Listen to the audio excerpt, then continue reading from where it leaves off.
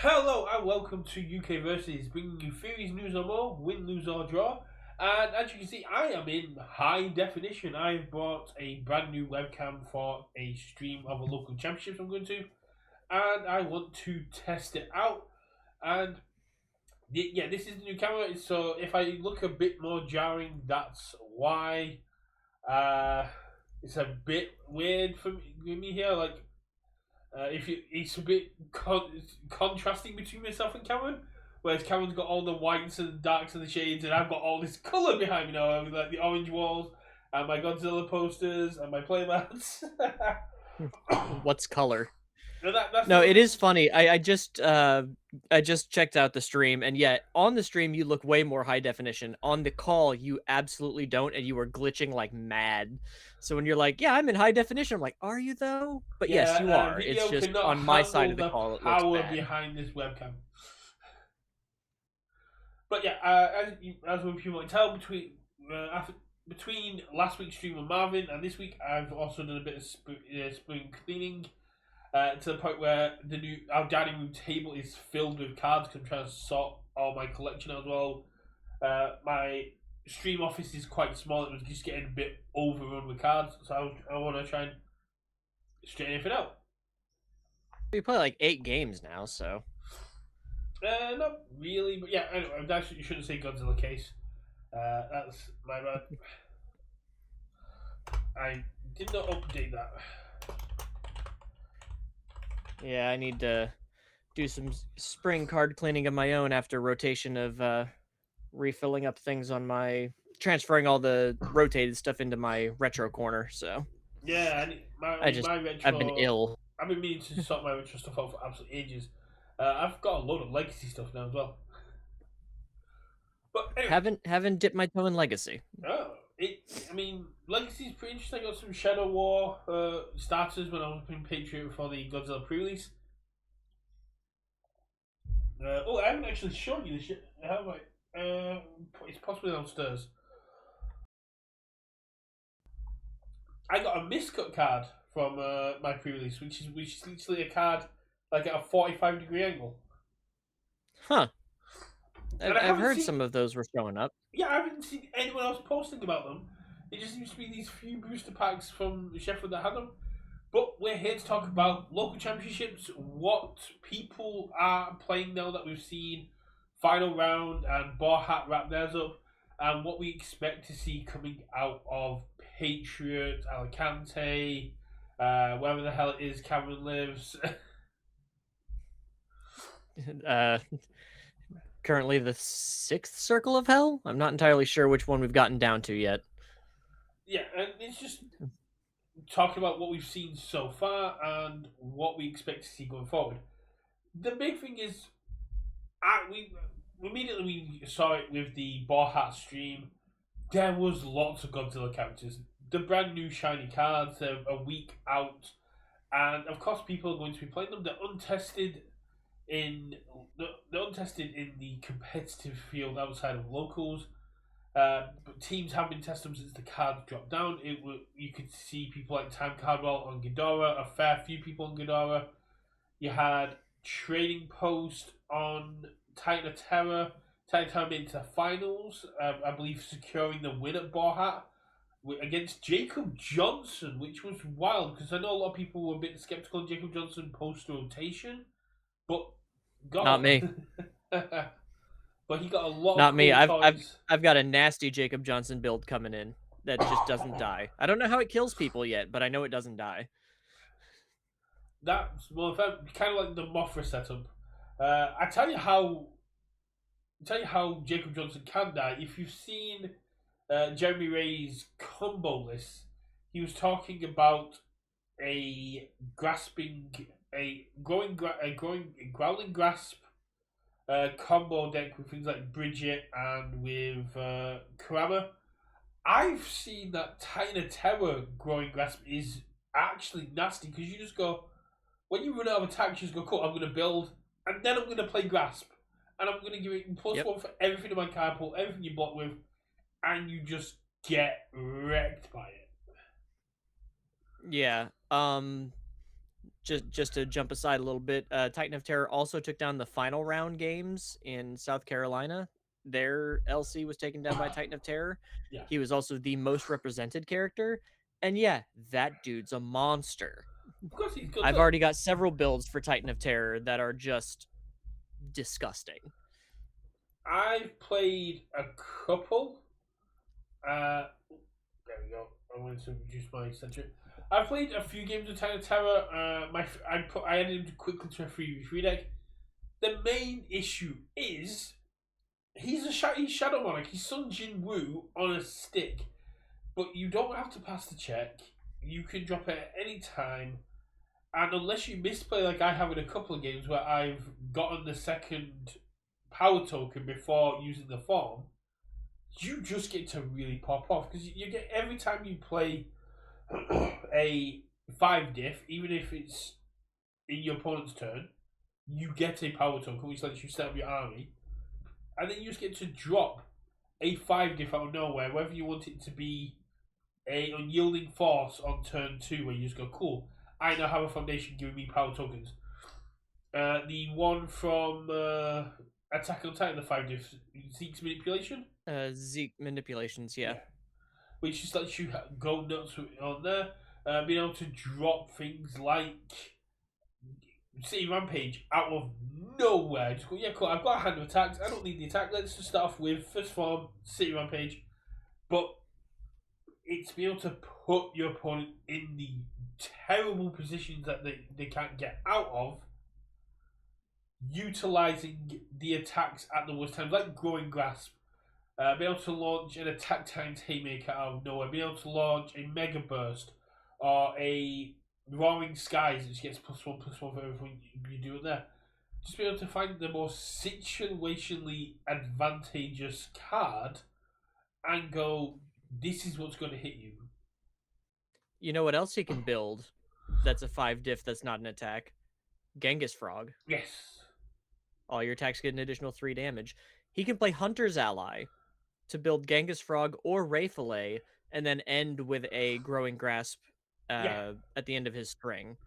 My favorite thing to do with him and Anguirus both is to have my first attack be Shin Hashogeki, load up all my power tokens onto that, tap my opponent's board out. They likely aren't blocking the Shin Hashogeki, and then either finish, depending on what symbol I'm on, with an Armor of the Wolf, which says I'm going to play all my enhances and get a whole bunch of damage because you can't play anything, or a Luna Ring, because sacrificing the power tokens is a card destroyed, so Luna Ring is just going to become absolutely massive. So you've got Shin Hashigeki, Luna Ring, Growing Grasp, Armor of the Wolf. His symbols allow him such a wide variance of different options, and I think that's one of the reasons he's kind of going to be one of the characters to beat in the Godzilla Reign of Kaiju meta. He may have the lowest health total, but he's essentially a 7-hander if you build the deck correctly, because even the fact you start off with only 6 cards in your hand can be negated if you go second, because as Blake mentions, as I mentioned, you've got the unyielding force. Be able to always have access to the Hunter's Eye to keep building in the Genghis Frogs and the Ray Fillets. Another character that plays Luna Ring really well, though, and Blake did this to me, is Shin Godzilla, because he's all about destroying foundations. And every time you destroy a foundation, every time you ever destroy a foundation, you get a power token. And Luna Ring counts everything destroyed. So if you can have a really good turn with things like it's not is it Unsettling Aura? No. Unsettling Aura is the one you sacrifice 1 to give an attack stun. No, that's not the one. I'm trying to think what the other one is. The Yu Hakusho card, if both players have more than each player with 6 or more foundations. It's the rare for Kurama or Karasu. I know which one you're talking about. Let me look it up real quick. You go with that one. You just keep blowing up your opponent's board, and then you just drop a Luna Ring when they've got nothing left in the tank. You go, cool. Now I'm going to start sacking my power tokens because, like you said, Luna Ring doesn't care about what gets destroyed, and because they exist in the stage, it's a really cool thing. One, Warped Pleasure, by the way. what pleasure that's one. One of the disappointing things is the they fixed the glitch that people were going to be able to get away with that the fact that they added character stacking, but didn't clarify it was only for retro. So if you were playing Titan of Terror or Shin Godzilla, you could And then you could technically attach Godzilla King of Monsters to them and have +3 to everything and use your momentum. It's like, no, no, no, we're going to fix that before LC's like, damn it. yeah. Yeah. That is a dangerous thing. Yeah, but no, I've been trying out Titan of Terror. I definitely see why he's a threat. Definitely see why he's taking down all these events because being able to play things for free, even if you are limited to 5 diffs, as well as getting the power tokens, is really cool. We saw Mina One back in the days of MHA One. She was until like the meta became too fast. She was able to kind of keep up doing silly things. I mean, I top 16 a regional with her because she just got to pass things for free. Shishi Wakamaru could do something similar, but did you know he was a He's got a very bit more of a cost to him. yeah he's got a lot more cosplay. Whereas Godzilla is a form, so you can't even interact with it. It's not like unless your opponent can seal you in your turn. This it's not an enhance. It's not a response. There's nothing that your opponent gets to interact with. There's no form cancels that exist in this game. Not anymore, yeah. So as long as you build the There deck, were back in the day. yeah. So as long as you build your deck around that with things like manipulations and unyielding force, you are essentially a 28 health 7-hander going second, which is nuts. Or technically like an 8-hander if you review one of those 5 diffs and you get your extra draw. Yeah. So if you instead of hoping you check it if you've got it in hand, you go cool.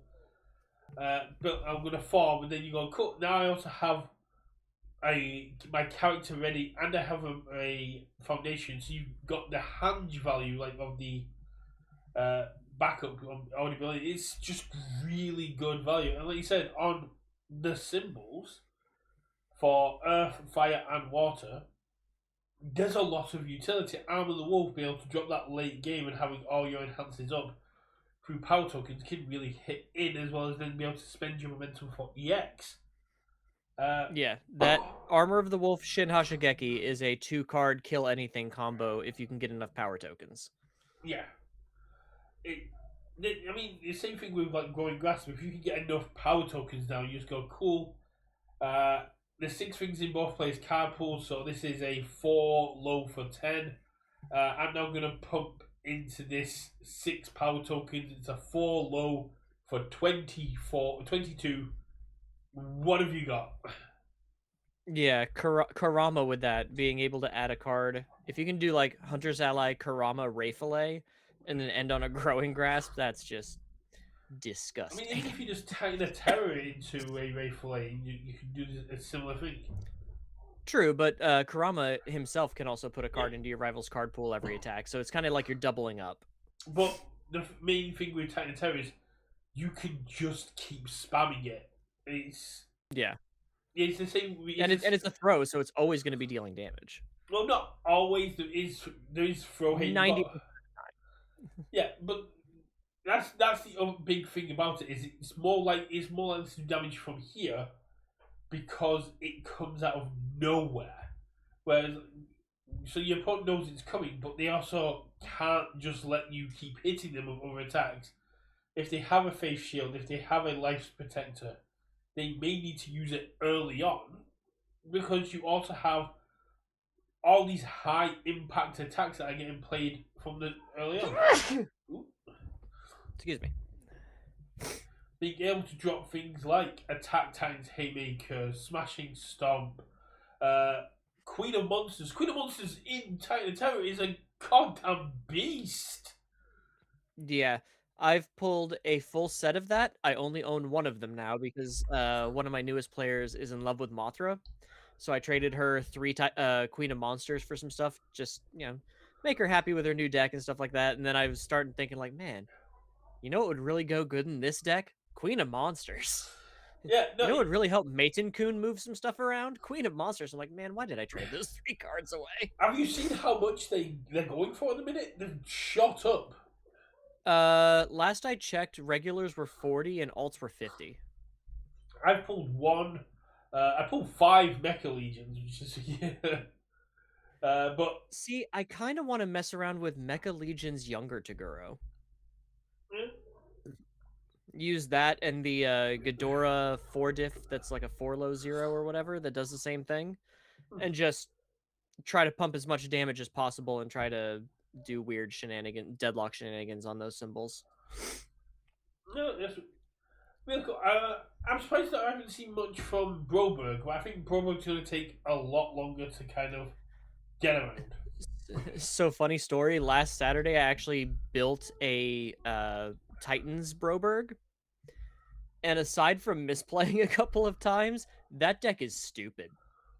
I played City Rampage, an 8-diff, a 9-diff, a 10-diff, a 7-diff, and then a 6-diff, and I still had foundations up. And I was like, holy scheisse. I'm playing Party Bomb Broberg. Yeah. Yeah, you showed me that one. That looks fun. Well, I changed it a little bit because I realized he has chaos, which means he can play the AOT foundations that just flick to give you momentum.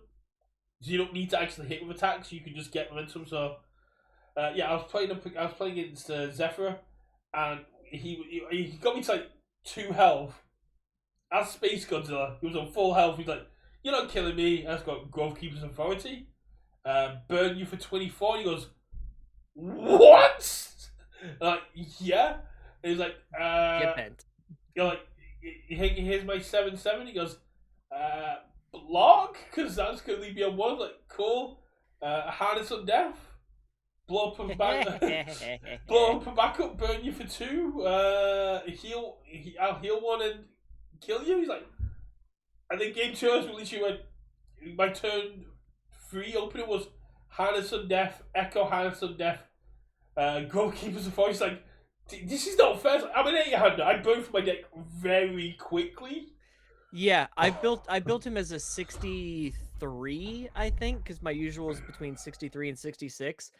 And when I almost cycled by like turn 4, I was like, this deck's not thick enough. Holy shit. Yeah, well, that's why I was thinking. That's why when I was going through, I was like, I could play spells, I could play weapons, I could play titans. But I was like, but technically, I'm just Elder Toguro, but without evil. I have chaos, which means I have my chaos form draws with horrifying realization. I have my chaos momentum, so Party Bomb gets a lot stronger. So I just go, here's 5.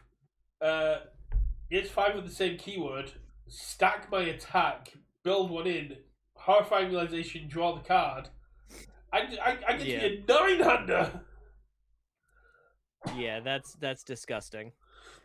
I do love my Harness on Death decks. Yeah, it's a lot of fun. I think it's going to take a while to actually pop off.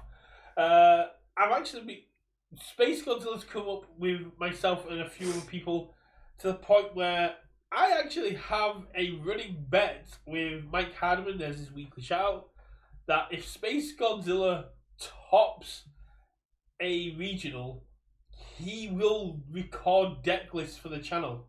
That's how confident he is it isn't going to happen. Hey, let's make it happen, people. I honestly, I think. Well, I guess my people have to make it happen. I'm sorry. Yeah, I think it will. I think Space it's marked how it doesn't end turns. It has good symbol support for control, but it also has such neat interactions. Like when I was looking through Jeremy Ray's list, and I've got a video coming out next week where I add a couple of extra combos to that list myself. And it's what I pointed out to Blake and a couple of people. Fortune's favour Space Godzilla puts your opponent between a rock and a hard place. Yep, because if they fail, your next check is +1. That's just it. But it's not unique. So if you get multiple down, you just get to go cool, and then you just go cool. You pass it, I get momentum. You fail it, I get plus to my check, and then I'm also running fighting for control. Godzilla versus Space Godzilla, the other one that all the other ones at the score. Your checks are getting hacked here, and every time you Yeah. fail, I have to spend less resources on my block, or my attacks get easier to hit you, which you don't want. Yeah. It's really rough. Yeah. I think there's a lot of really strong, even really simple Godzilla characters that I think it's really going to shake up our meta pretty hard. Like I mentioned, one of my locals who's like brand new to the game, she's been playing less than a month, is on Mothra. And even with her limited collection and her limited knowledge of the game, that thing is damn near unkillable. See, It is so defensive. that, And but then that's yeah. I'll let you go. I'll let you finish. then I taught her that, hey, you could use your response commit, consider something fully blocked, and then play aerial Kokosho and throw it as like a 10 high 7 on your rival's turn. And just watching her connect those dots was just so great. Uh, this is gonna come across really bad, but I was never sold on Mothra, and I was really confused. Like when people were talking about, I could see the dream, but man, does it?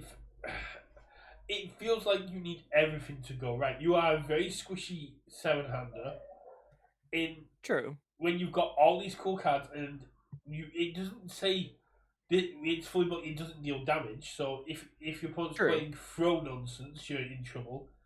And the Yeah, but aerial, that's why you play cards like what's it called? Mikasa defeats the female yeah, titan.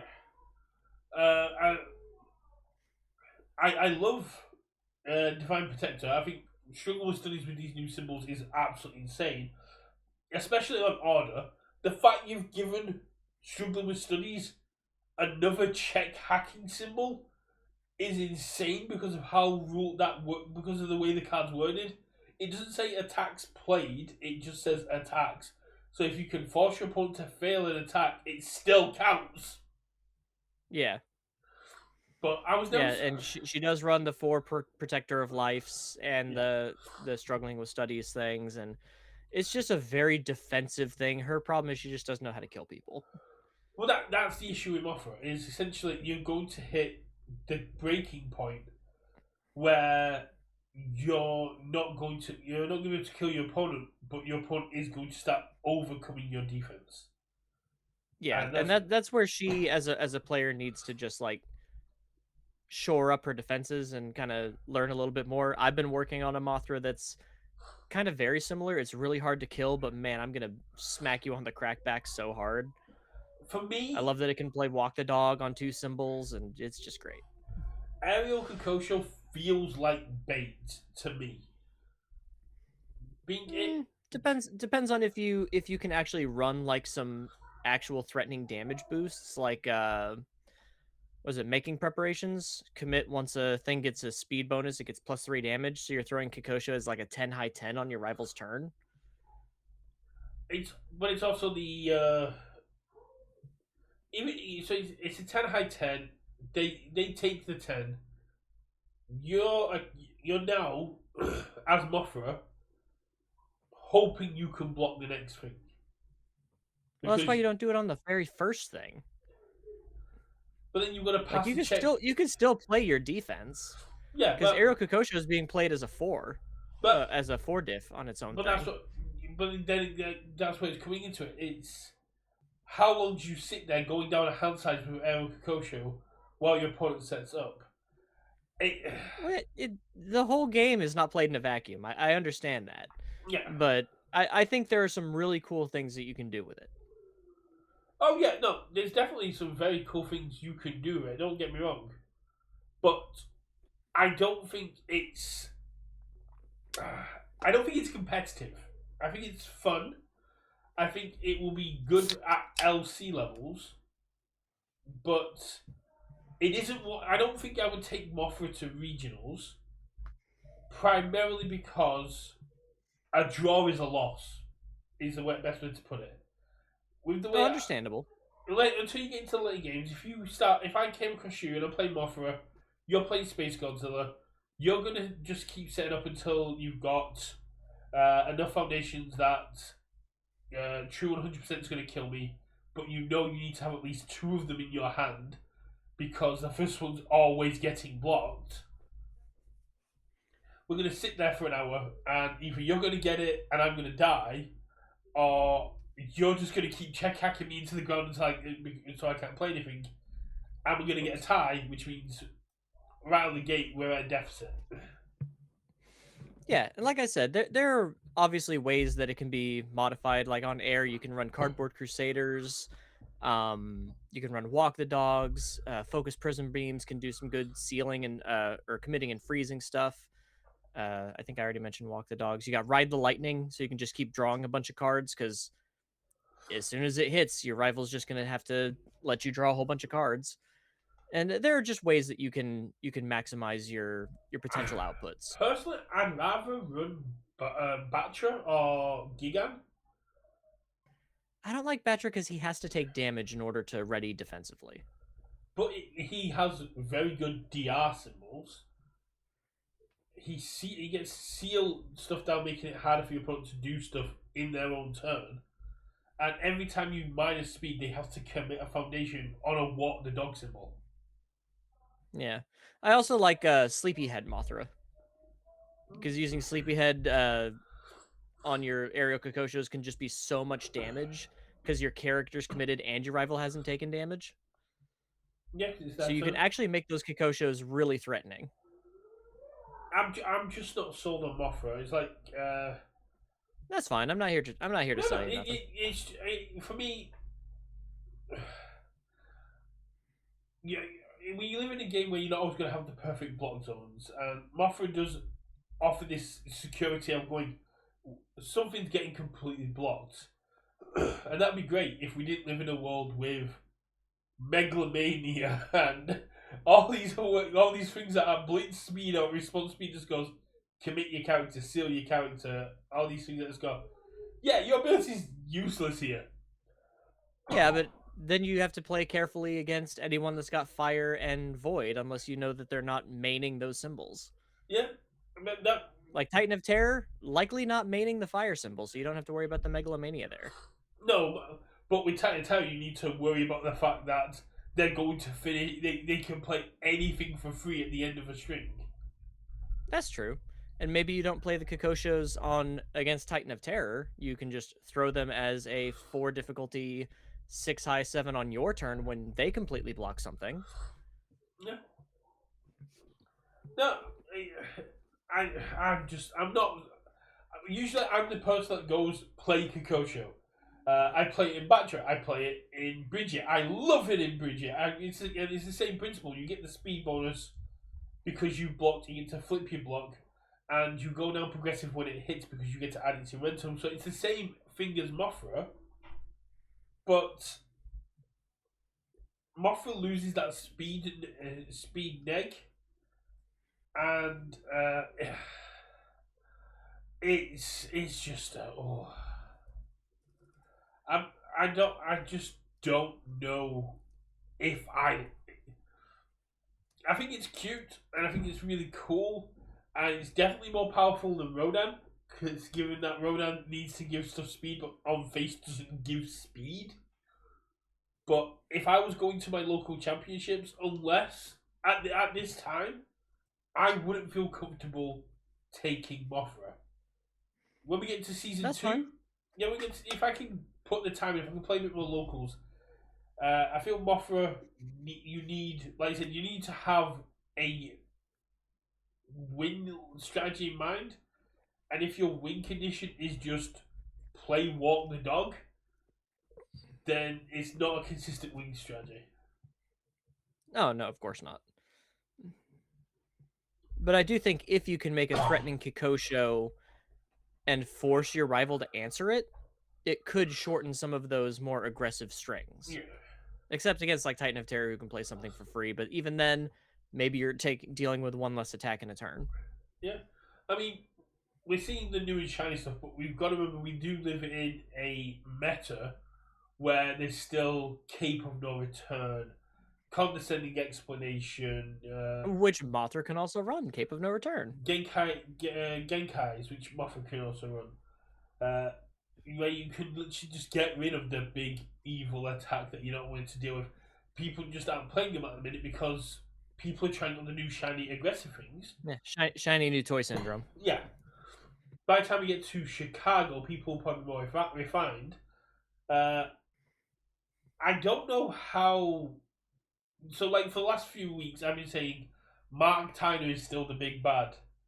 I don't know how Mark Tyner does in a post Reign of Kaiju world if Titan of Terror is going to be the big threat, because it doesn't matter if you leave me on 2 foundations. It doesn't matter if you keep blowing up my board.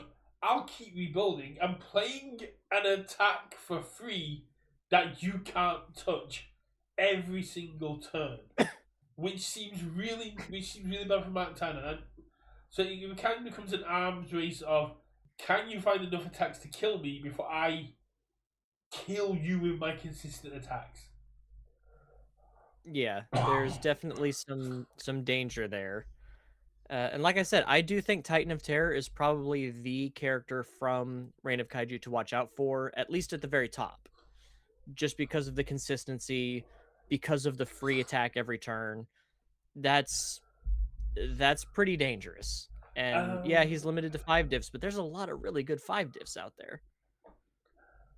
I think Mechagodzilla Kiryu is up there. It's just that he's a harder nut to crack. Uh, Yeah, the thing about Titan of Terror and characters like I think Angerus could also be one to watch out for.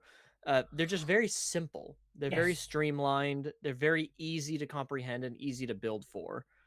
Angerus was one that a local of mine was looking into, and I was like, "Hey, check out this Shin Hashigeki combo," and he's like, "That's disgusting." But yeah, I've said it before, I'll say it again. Simple characters are great because new players can come in, they see these characters, and they go, "Oh, this is how this works."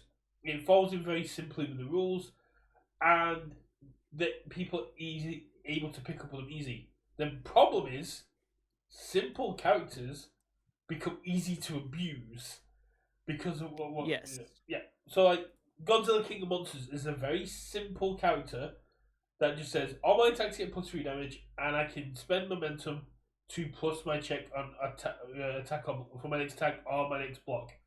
Really simple. Also been an absolute menace since the moment it dropped. Younger Toguro was very simple on face. Get plus damage equal to half your foundations, and after your first attack, you get to build it down, and your opponent builds some kind of deck. Really simple. Had to be ratted because it was so busted. Yep. Yep. Whereas characters like Ghidorah and Space Godzilla and Kiru will take a bit longer to kind of get your head around, but I expect to see all 15, well, all 14 characters. Fire Runner doesn't count. Yeah. He gets the wooden spoon in the character power levels, but also gets first place in alt arts because he's the best alt art. I think he's one I haven't seen yet. You haven't seen the Fire Runner alt art? No, I haven't pulled it. Oh, what? I don't go looking for these things. I'm gonna see if I can get up on the screen. I do because I got to do a nice interview with Sean, and he was talking about how much actual effort went into making the Fire Rodan. That's fine. I don't do interviews. I'm a hermit. It's not just a name, it's a lifestyle. There we go. Fire Rodan up on I'm gonna put the stream in like 10 seconds. Alright, let me go to the stream. But yeah,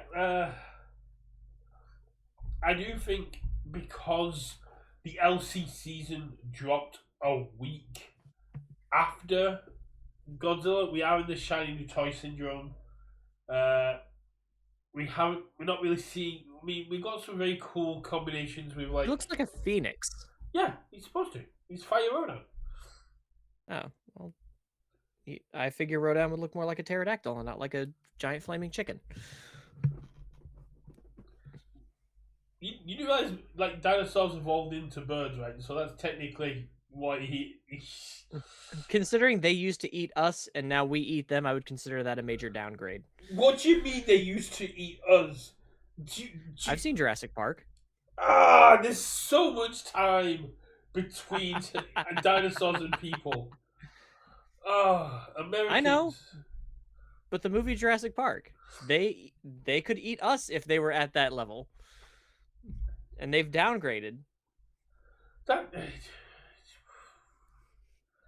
that I jest. actually hurt my But one head. thing I will say about simple and linear characters, one of my locals built a Ghidorah, was it three-headed monster, whatever the new one's called, Yeah. uh, as an all throws deck, and it was disgusting because he was just giving all of his throws 3 damage, drawing a whole bunch of cards, and yeah, him and Hedora, if you do like the mono throws package, could actually do some serious damage. Oh yeah. I was saying this before Worlds. I was like, I think we're in a space where people they're starting to disrespect throws again. At Glasgow, I primarily won my games because I focused on the throw packages. I dropped Grasp of Survival instead of any other cards. Like, okay, I've got my 16 Sun Wu attacks. What's the last 4 cards going to be? And I was like, I'm going to put, what are the last 6 cards going to be? It's like Duplicitous Recollection to build in backups. And then 4 Grasp of Survival. Why? Because it's a throw and I get to pump it with silly damage. Yeah.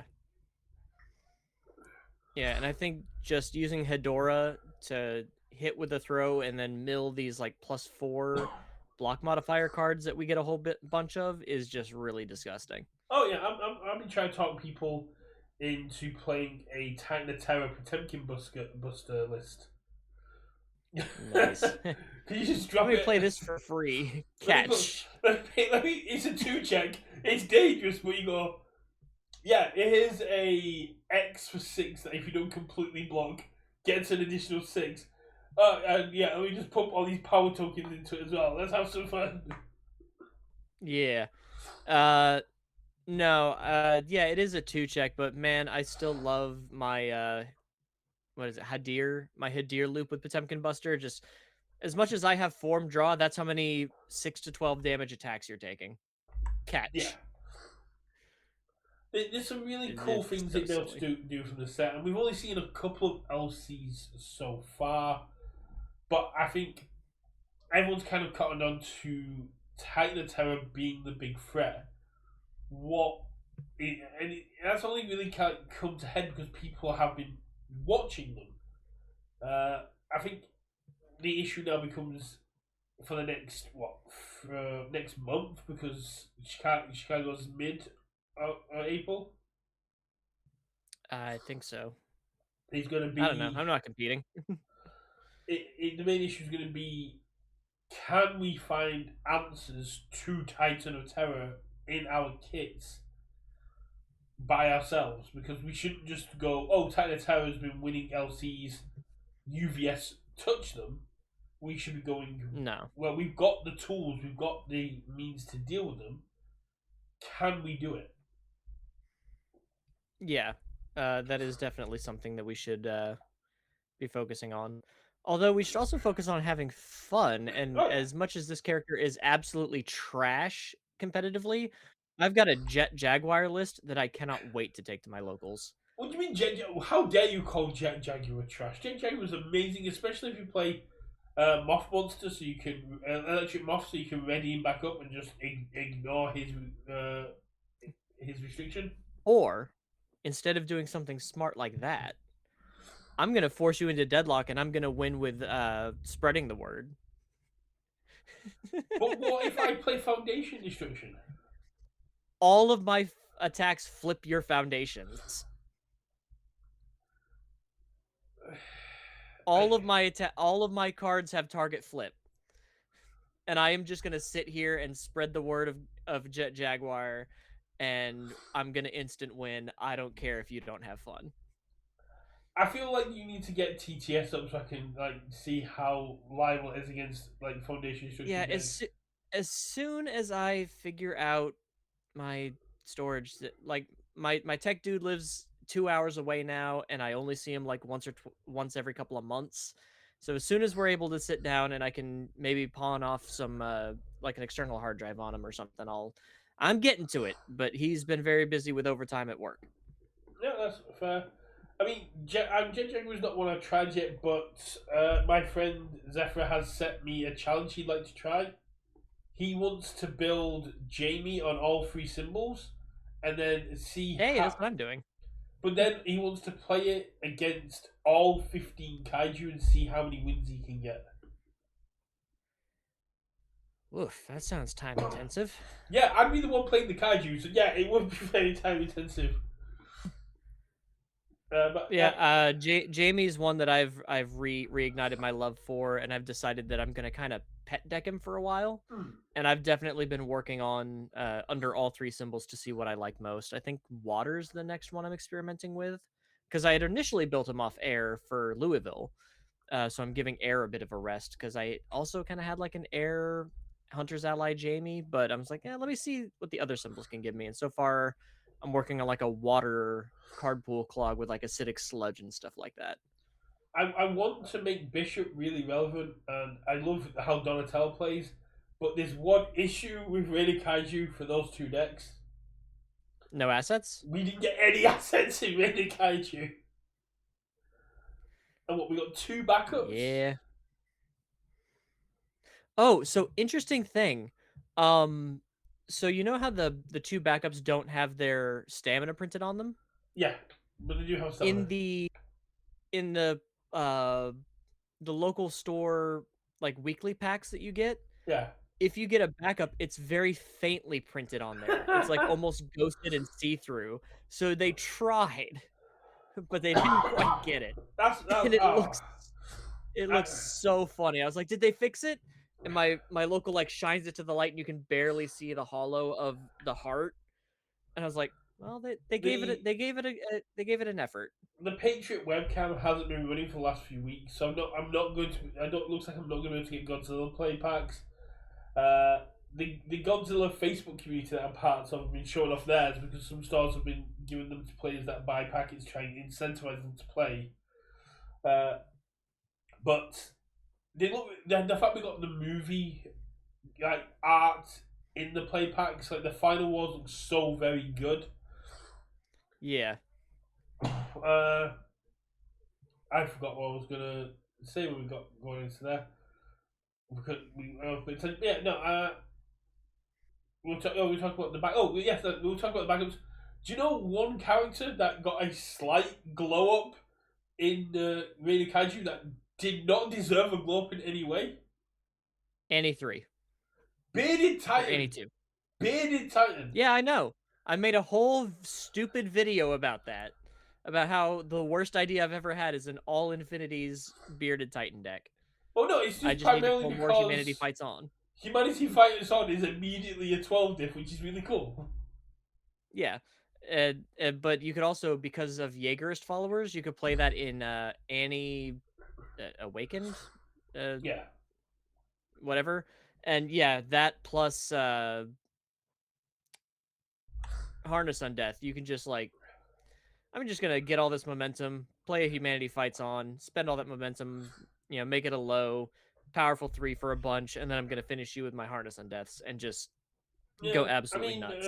in the article, Flock Forest was the one that was recommended because you get to build in the Jaeger's followers from the ability, which kind of comes in.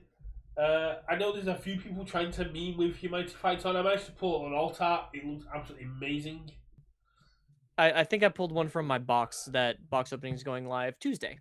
Uh, I've streamed my box opening. I need to cut up all 7 boxes. But I might start with the UVS box, which was like the last box I opened, and like work backwards. Which would be a weird experiment to do, but no. I'm really excited to see. We kind of like with the explosion of the cards on there. I think Ghidorah is in a good place to handle Titan of Terror, which is really weird given that generally I mean, this is a fake five-hander going up against a fake seven-hander, and traditionally, six-handers have the advantage over five-handers. But in this situation, I think Ghidorah has the advantage because even if you've got nothing left up your sleeve in the early game to handle the Titan last attack, you have the head counters, so you can always Yeah. mitigate the damage. Yeah, I think that's really good. Yeah. Yeah, I think like out of all the characters, Fire Rodan, as I've said over through, I think that's the only one I never expect to see show up or top a regional.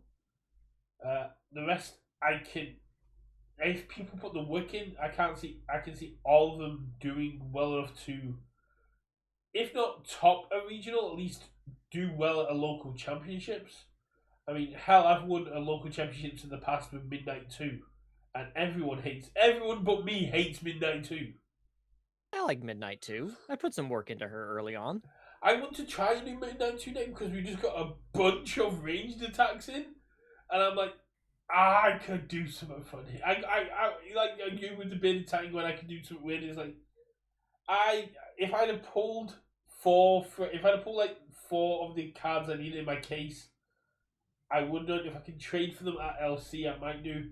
But I need to kind of sit down because I love playing Midnight 2. It's such a head bang for your opponents. Like, I'm going to freeze your foundations. I'm going to make you discard cards. I'm just going to mess about with what you're doing. Yeah. I'm just gonna be annoying, and eventually I'll win. So what? When is your local championship? Well, I don't know. I don't get to go. But Oh, there is one this Tuesday in Tulsa. Tuesday at 6 p.m. Joy. are you going to that one? No, I have work. I So get off work at 4, and it's 2 hours away. so what is it you would be playing at a local championships if you could go? I would probably play. I'd probably play the Anguirus list that I'm working on. The Shin Hashigeki Armor of the Wolf with a bunch of damage reduction. And for anyone watching that isn't sure what that is, explain what the combination goes, how the combination goes. So Anguirus is one of the new characters that says all your 5 diff attacks get 1 speed, 2 damage, static. And he has a response that says each time any attack deals damage, you get a power token. So you open up with Shin Hashigeki, which is the ultra attack from the Ryu Challenger series. It's a 6 mid 4, and it says each time it gets a damage bonus of at least 2, your rival has to commit a card. And you automatically commit 1 once you pass the check for Anguirus' +2. So it's a 7 mid 6. And then you sacrifice all of your power tokens to boost it. And for each power token, your rival also has to commit a foundation. So you tap them out. They likely won't be able to block the Shin Hashigeki. And then you play Armor of the Wolf, which is a 5 mid 5. So it becomes a 6 mid 7. And Armor of the Wolf has a response that says each time your rival passes an enhance, it gets +1 damage. So then you use all of your foundational base and maybe other power tokens, enhances, and just make a giant bomb of Armor of the Wolf, and you can effectively 2-hit almost any character as long as your rival doesn't like seal them or anything. Hmm. But you can play plenty of counterplay around that. Yeah, I was gonna say it feels very magical Christmas landy, but it definitely seems to get there. Oh yeah. Either that or I'd play a backup deck with Harness on Death, because I've been flowing between those kind of 2 different types of decks. Or hell, maybe I would take Mothra and make you eat your words. You can certainly try, because No, I couldn't, because I wouldn't make it in time. I'd probably take Mark Tyler. It's one I've been working on. I enjoy as much as people hate it. I enjoy playing Mark Tyler because as much as I hate it, it's one of those things that annoys me because I hate it. and I hate to do it, but the ability to end my opponent's turn is just such a really cool interaction to me. I've named the deck Shadow Monarch Shadow Monarch. because I'm still running. I'm playing it on all, which is like the worst symbol that he has for check hacking. Yeah, but you do get a whole bunch of unique backups in your shift attacks. You need you shit back up to your shifter. You still get colossal confrontation, which is the 9-7 high for 10 that makes my opponent ruin free. I build a card from my hand face down and I get to tutor my deck for a card. But you Yeah. also get the brand new Malicious Assault, which lets me remove a card from my discard pile to remove 2 cards from my opponent's discard pile, which seems very good against Ghidorah because combining firepower back on people's radars. It's Yeah. good for Jaguar. It's good. It's good for Titan of Terror because you Good. can Yeah. remove 2 of their attacks. Good for Titan Terror. Good for a lot. Basically, it's good for a lot of characters at the minute because there's a lot of people looking to mess about with their discard. And then, if the attack deals damage, your rival removes a card from their hand, and it's a 6 high for 6 on face. And given Mark Time's whole thing is about making your checks worse, Yeah. I'm dropping that in with Brace for Impact because it's Deadlock Breaker 2, where against Mark Time, a lot of people go to Deadlock. Intimidating Size because -3 to my opponent's check if they're cycled seems on brand. And 2 copies of Final Wars because who doesn't love a little bit of risk? But And a lot of damage. You got damage, you got draw. That's a really good card to put yeah, in for, Mark Diner. for Mark Tyner being able to have 2 Final Wars down, turn Colossal Confrontation to a 7-12, and then also with things like Bear Bite going, cool, my Bear Bite hit you, I'll draw 2 cards. Seems seems really, really cool. He lost a lot of unique cards. So I think like the backups being able to be used is absolutely solid. But Mike Titan's in a real weird place. Other than that, I'd probably run Titan of Terror or Space Godzilla because I'm high. I'm high on space on I'm high on check hacking at the minute. I feel we're still in a fairly aggressive mid-rangey meta, so for me, I love going. You need to overcommit or lose a card from your hand, and that puts my foot in a bad place. Yeah, you would love playing Wen in retro then, because that was the guy I ran real hard with. Probably one of my favorite retro decks I've ever built because it does 2 things I love: character stacking and check hacking, or stacking and hacking. I know Michael Murray's had a good win. Let's look. 5 cost, 5 Hansons, 25 health, Air, Earth, Evil. 4 months per turn, ready all cards in your staging area. If you have 3 or fewer characters in your staging area, your combat phase ends. If you have 4 more characters in your staging area, your opponent commits all of their foundations, playable while committed, because it has to be. Yeah, and what's great is you can play that going first, so you can just ready everything up uh, and then build all your stuff down, so you can keep him up. Well, no, because if you don't have all 4 characters on when you first turn, your turn ends. Yeah, so you play like your 3 or 4 foundations, and then activate that form, so you go into your rival's turn with when ready for the second ability.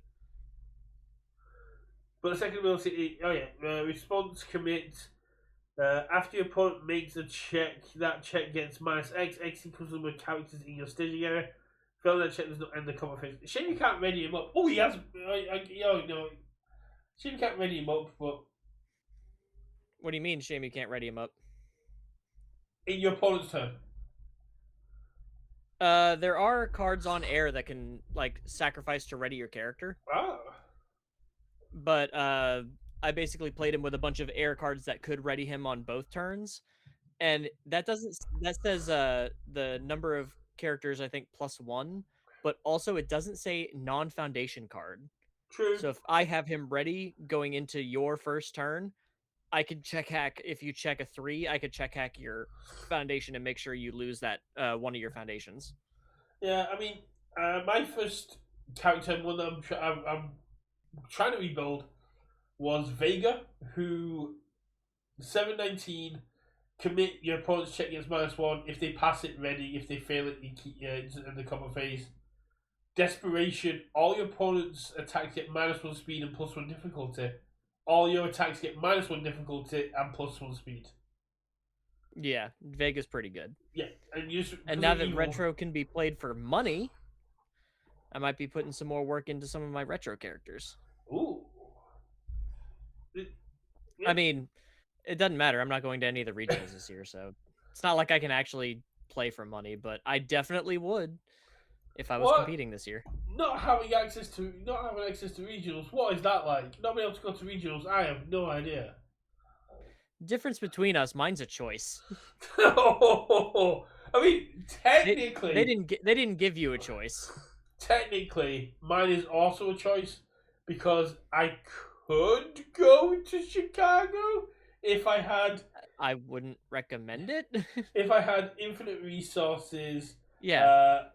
Infinite time. If infinite resources, I would go to every regional this Yeah, year. by infinite resources, infinite time, and a different political climate, and not on the verge of a pandemic over here as well.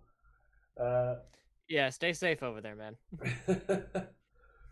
Yeah, we got notifications going through like, oh yeah, we could the UK could go into lockdown in May. I'm like, cool, we're doing a sequel. I really hate it when they remake stuff from like the last 4 years. Yeah, and the sequels are never as good as the original, so it's just you're in for a That's worse not time. true. There's a few sequels that are better than the originals. Name one. I rest my case. Muppets Most Wanted.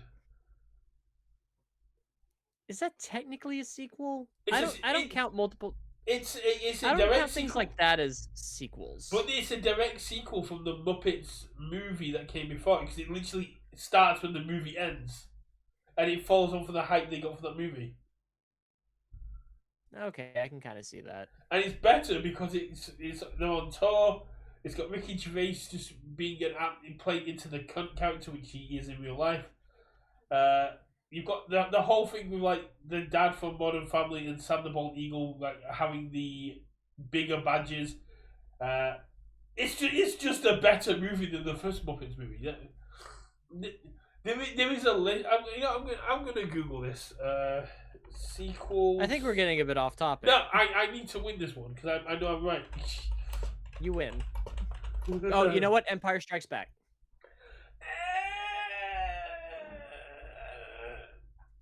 No. Godfather 2? Never seen The Godfather. Ah. Well, I mean, you're British. So on this list, Shrek 2 apparently. Again, Okay, I can see that. For Puss in Boots. I can see that. Puss in Boots: The Last Wish, which is technically. I've heard that was really good. I have not seen any of the Puss in Boots movies myself. John Wick 4.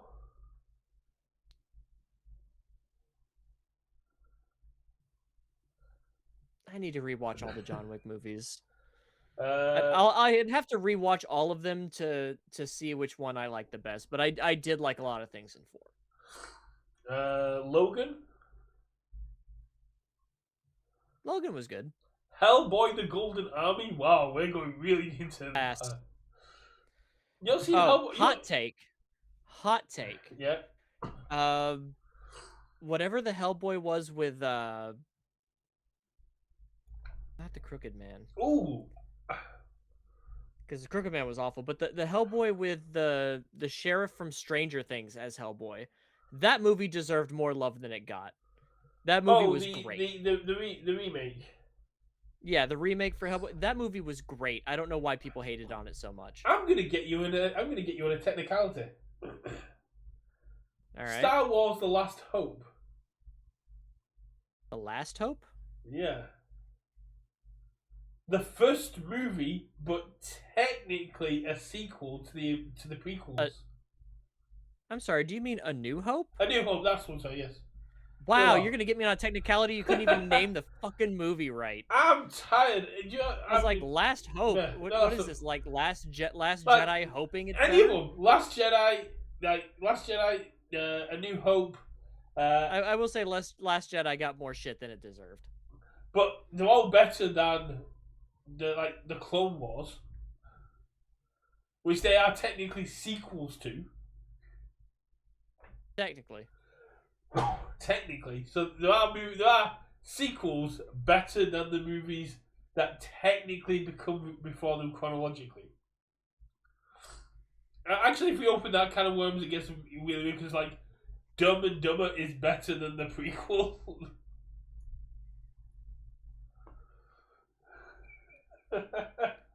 I hate Anyway, prequels anyway, so they're okay if they done well. Like the Scooby Doo ones are really good.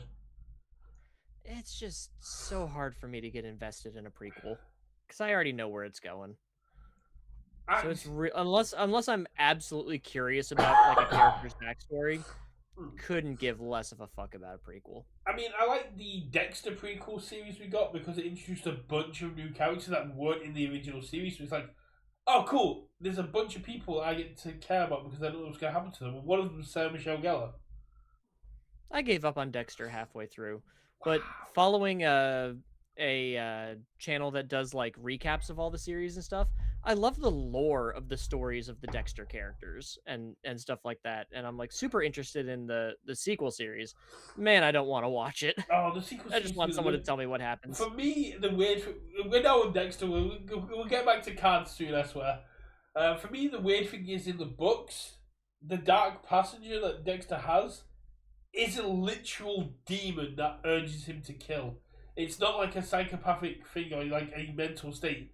It's a literal demon that's attached itself to him. Yeah, and there's a lot more twisted villains in the books. Yeah. Like the guy who turns his victims into yodeling potatoes.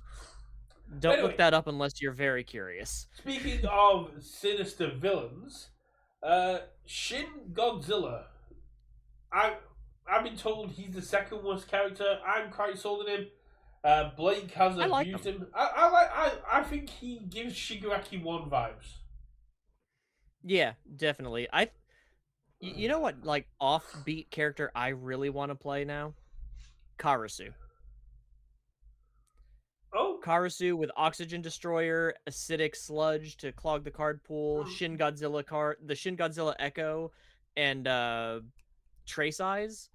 yeah. You're just playing a whole bunch of 4-diffs and saying, "Catch, I'm gonna blow up everything." I did. Jeremy put Rainer Oxygen Destroyer, but yeah, Karasu Oxygen Destroyer seems legit. Yeah. Yeah, because you got Oxygen Destroyer, Trace Eyes, Acidic Sludge, and then the Shin Godzilla Ultra that's a 4-diff if something's been destroyed. You're just running all 4-diff attacks at that point. I mean, you can run Lunar Ring, I believe, still. Yeah, on death. Yep. The 5-diff I've chosen is 80% power. Oh yeah. So I can nuke my rival's best card and give them 2 face-down committed foundations. So that way, hey, you have more foundations for me to destroy. Yeah, no. And I'll blow up your moment of normalcy. Get bent. No, I mean that actually sounds legit. I'll shoot you the list. You can still run Warped Pleasure. You can still run. So you literally get them to you get them to 5 foundations, and then you just keep hitting them. And you don't even need power tokens in Karasu because he just gives damage equal to the number of destroyed foundations. Yeah. Whoops, that's full screened. Let's go to that. No, that's actually. Yeah, check. I just sent you the list, so check that out at your convenience. Because I'm also running Willie Tiber to rebuild my foundations to blow them up more, and I can blow him up as well. And I'm running Tri-Gravity Beam just to rip the last card out of your hand. Yeah, Tri-Gravity Beam, you can run Enormous Axe, you can Reinforcement, so you're technically never really going down in foundations, and you can use those later on in the turn because you commit them, the static still triggers. Now that is actually a really solid idea. Honestly, you're kind of just racing the aggro meta because the deck doesn't have a lot of defense yet, but I do really enjoy this deck. It's got like fighting for control, weapon clash, uh Taguro's dominance, Keiko's aid. It's got a bunch of like zero diffs with breaker yeah, and stuff like the Shin Godzilla arrives, abrupt loss. Yeah. It's mainly here to just pop a bunch of stuff and try to kill you very, very quickly. yeah. I mean, because you're on deaf, you still get the best zero diff we have, which is Botan's coaching. See, there's all the rest now suck. Yep, but you also get Prideless Negotiations, which is a breaker as a Yep. zero diff and a +2 mid. You get Syndicate target, and the one of the main reasons I wanted to play this off death was Acidic Sludge to be like, cool. I'm gonna put a card in your card pool to make it hard to block. I'm also gonna spend a momentum and put 2 6 checks on top of my deck, Yeah.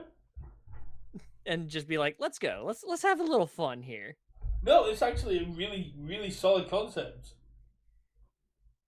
Like I said, I don't really know how much defenses it has. I just kind of fever dream built it on my break at work. And I was like, I need to get these cards. This looks fun. Let's experiment with this. Well, the thing, the thing about it is, your games are going to be over quickly because basically they're either going to kill you, but we're also living in a meta where people either need to hit early, like Tiny Tower needs to hit something early, or they're just sat waiting to set up. Space Godzilla needs to set up. Ghidorah needs to set up. Everyone kind of needs a little bit of time to set up, whereas you're looking at a deck here where you go, I'm going to build 5 foundations, and that's all I need to kill you. Yeah, I'm gonna build 5, and then you better buckle up. Yeah. Karasu is a deaf Death, fire. evil, fire. Deaf evil fire. I was gonna say, if he had auto be able to run King of Ilium and stuff, just go, yeah, I'm gonna debuild you in multiple ways. Yeah, nah, he's not. He's not that crazy. No, that's actually a really solid concept. And there's a lot of characters that kind of got these little secret nerfs kind of things, secret buffs, because everyone kind of focuses on the brand new shiny toys, but like there's a lot of characters that currently exist that also got a lot stronger. We got the original Terror, Elder Segura, which is like has got a bunch of new backups, got a bunch of new actions that they can discard to play things from the discard. They still have to make the check, but they've now got a whole new way to it. We've got Rhino 3, who gets access to power tokens, making it easier for him to transform. And an Yeah, addition, and you get tension. So if you get a power token generation and a tension card in the same turn, you're flipping really quick. yeah, and and the token counts as a different card in your stage, so you get an additional damage point. You get to have a static +5. That's nuts. Yeah. Play that with a mostly throw build. Yeah, that was again. That's kind of falling into a little bit of sell, but on your first turn, if you can get a power token and a tension, like you said, you transform, and that you're done. Yeah, you get easy peasy. I think that's really really cool. Oh yeah. Uh, right. Oh. Here's a Uh. question. What do we think of bladed uppercut in Mikasa 4? Oh. Blade Because that's uppercuts. the one with frenzy and like every keyword under the sun. It's a Yeah. 4 diff. It's like a 4/4, but you play that late in a string, give it the frenzy, and then just throw even more damage on it. Uh. I think it's win more. I think Mikasa doesn't really need it. I think. Just trying to think of some other like small buffs that people might not have been paying attention to with Reign of Kaiju. But what about bladed uppercuts? Mei Hatsumi. I do like that. I like bladed uppercut with any character that can run patchwork babies. So But it's the fact that you got cut. They all get all my keywords get +1, and then May gets to choose one and increase it further. And yeah, if you put babies and stuff, the babies asset in there as well, you can go. You can have a stun 4, a powerful 5. absolutely. I think I think that's really strong. And it's really neat as a four diff. I really like it as a four diff. yeah, definitely. I'm trying to think. Let's see what's I'm trying to think of other. other cards that have got like other cards that have got power ups that we might possibly see rear the head of local championships. Uh, Hmm. I think Bridget hasn't had the time in the sun yet. I think they really will pop out soon. As stupid as as it sounds, play an all throws fresh cut grass, picking up wound restore and repair. Ooh, Just first form, repair. remove, gain 6 health, get a power token, slap that on a throw.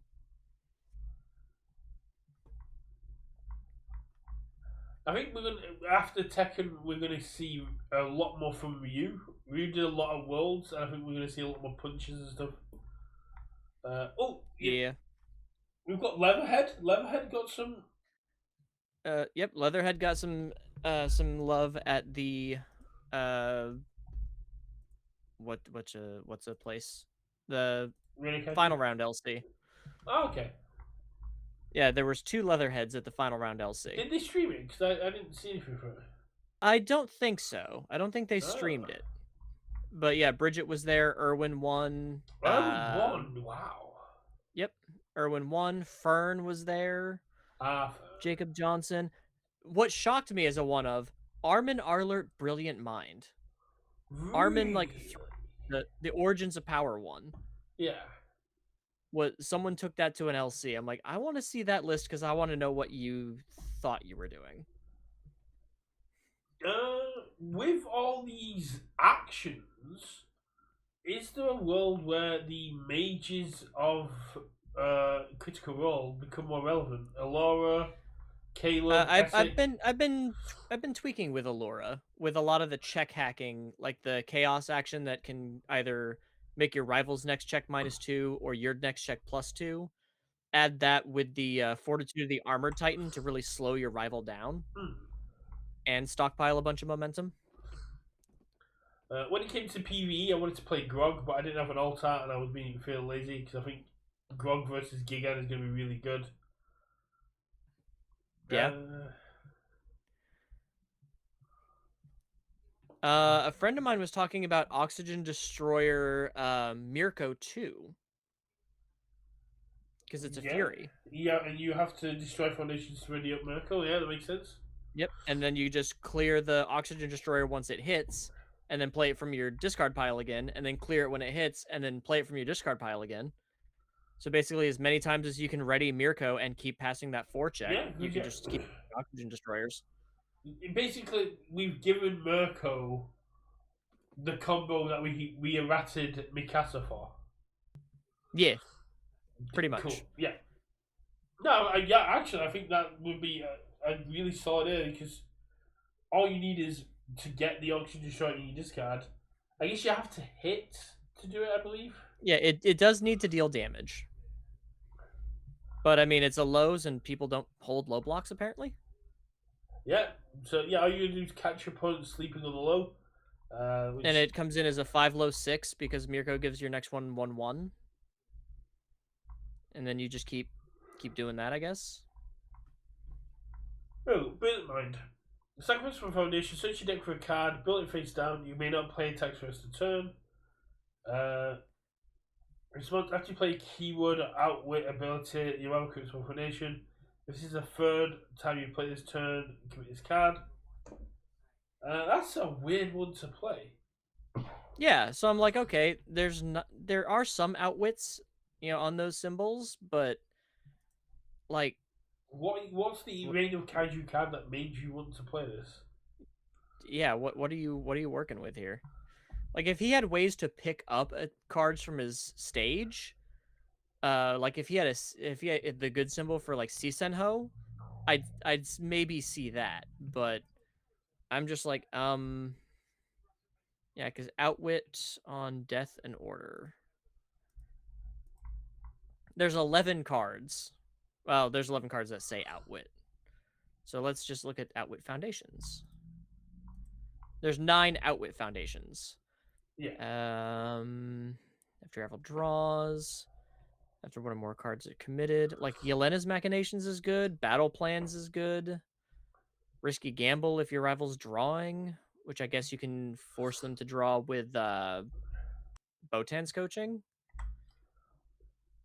Desperate Tactics, I guess. But like, I don't see why. Because you do have to build the card face down, right? Yeah. For Armin. Yeah. Yeah, you get middle face down. There are ways to unflip them. So like you Doctor just saw that. Yeah, the 6 characters here are just 6 characters I randomly picked based on just like the Flock Forest there is based on like memes. Mark Tyler's based on issues like with his abilities. The Titan Terror is on the screen because it's won multiple LCs at this point. Ghidorah, uh, Jacob Johnson has been represented at a lot of LCs over the weekend.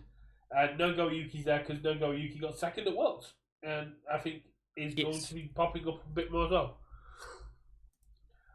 Here's the big one though. Here's a question for you, Cameron. Where's Hmm? all the Devil Gins?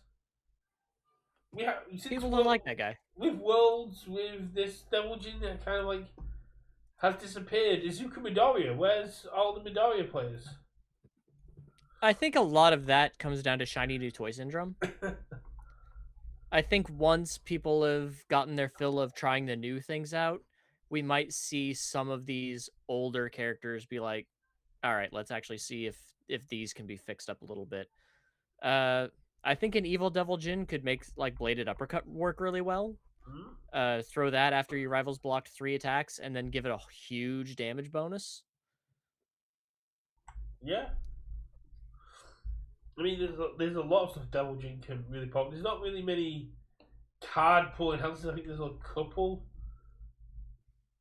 but I think they're doing much. What's his symbols? Chaos, Evil, Fire.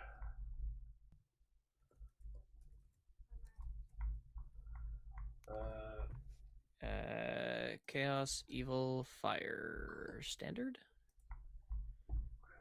The only new one he got is Gravity Beam Volley, and he's not playing that card. no, he's dead. No, he's not. Although that is a 1-card infinite combo in Hero 2.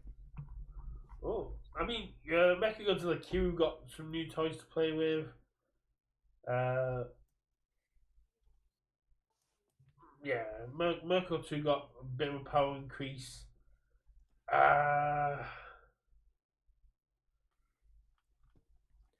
I've got a friend who's been teching with Hiei for a while. really? Yeah, he was using it as a mutant machine equipment heist Hiei. But I told him, I was like, don't play that, because if you like get the equipment, the mutant machines in your hand, because he was only running 2, I'm like, it's not worth it.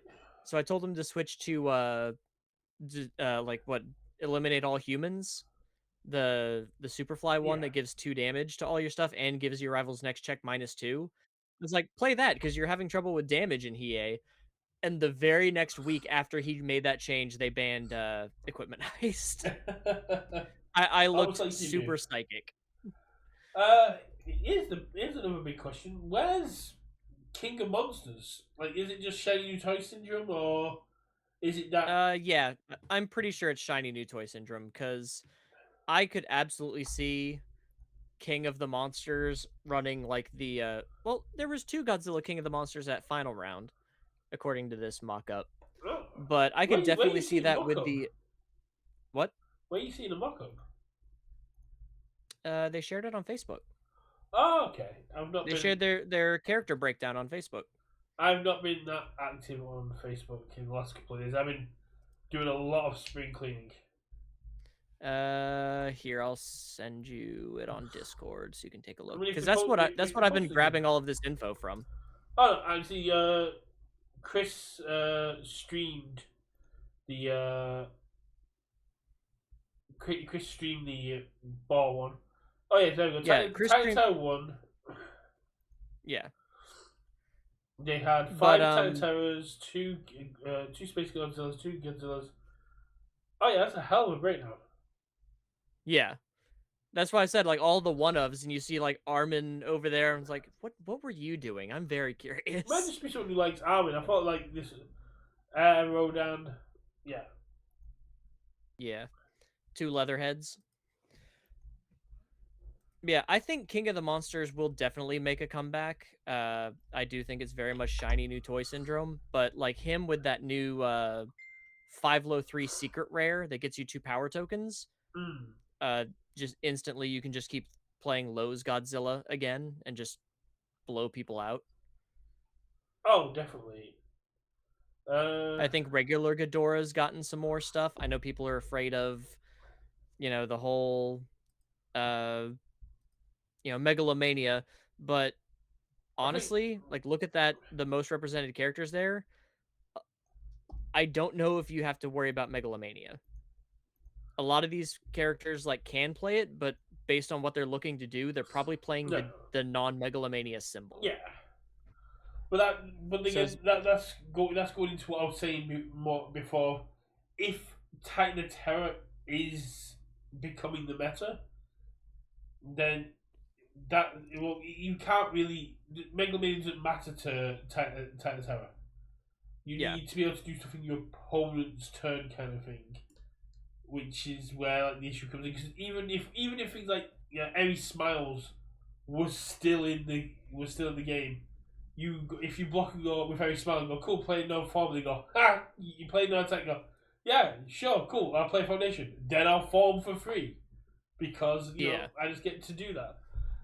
There's not many ways to interact with that form, and there's not many ways to seal your opponent apart from we've got the new found. We have got the new action. If they play like the same ability on the same card twice, you get to seal something. yeah. You could seal their character with that. Yeah, main issue with Tiny Terror is it's not your turn you're worried about. Like with Mothra, it's your opponent's turn. Yeah.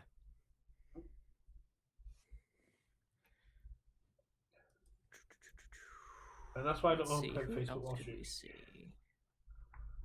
But yeah, I mean, like Spike. Not Spike. There's a fair few things. Ground Forces Engage. I think King of Monsters is going to absolutely love. I can't believe how cheap this card is. Like the Infinity 5 diff with Stubbornness is your next attack gets +2 speed. If they have 10 or more foundations, it gets +5 speed. Yeah, that's really good. Seems absolutely nuts to me. Yeah, I do expect to see King of Monsters kind of make a comeback. Same with Rodan. I'm not too sure if the original Ghidorah is going to come back now. The new Ghidorah just seems so much cooler.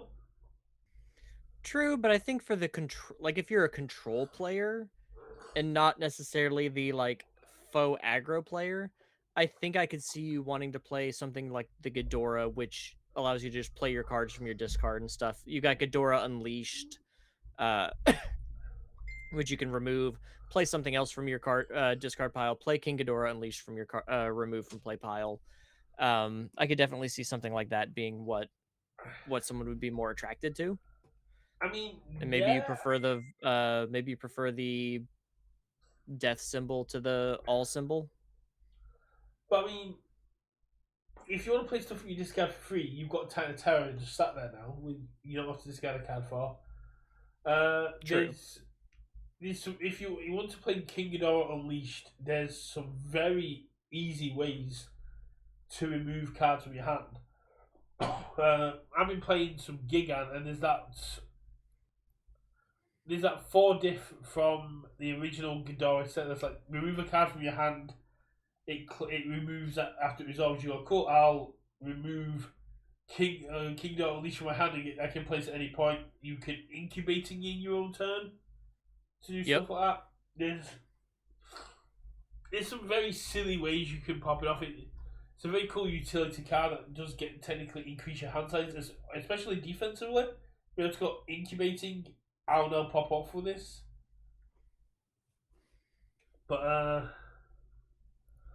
no, the meta's in a unique The meta's in a place. state of flux.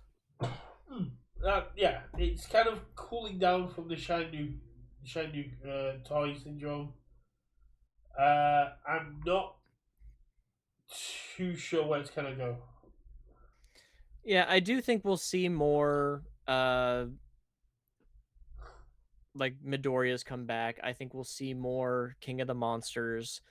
Um I definitely expect to see like Rodan, the original Rodan, come back. I think a lot of people are just trying to see what the new cards can do and seeing if they Yeah. can break anything with that before reverting to things they might be like more comfortable with. And again, these are LCs, which yeah, do have like some really cool prizes on the line, but they're not regionals.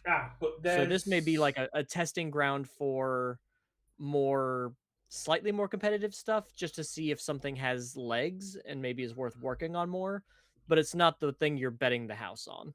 there's the rub. For us, it is. Oh LCs are yes, all we've got. but I'm talking about like specifically the ones that have gone on like this Yeah. weekend, where it's like, yeah, you're seeing if what you think of these new competitive things can actually work. But these might not be like the builds people are betting on for like regionals. But in Spain next week, in Patriots Sheffield next week, do you think with these being like the first chances for us to get Worlds invites, because Levi's as well may as well have said in when he had his chat with Tam, the UK is going to get about 32 invites this year to Worlds, which is not an insignificant amount depending, but it means that basically in your local area you're going to have 4 chances to get an invite, Yeah. which means Um, isn't Spain the group that really loves Midoriya on the move? no, that is just Kevin.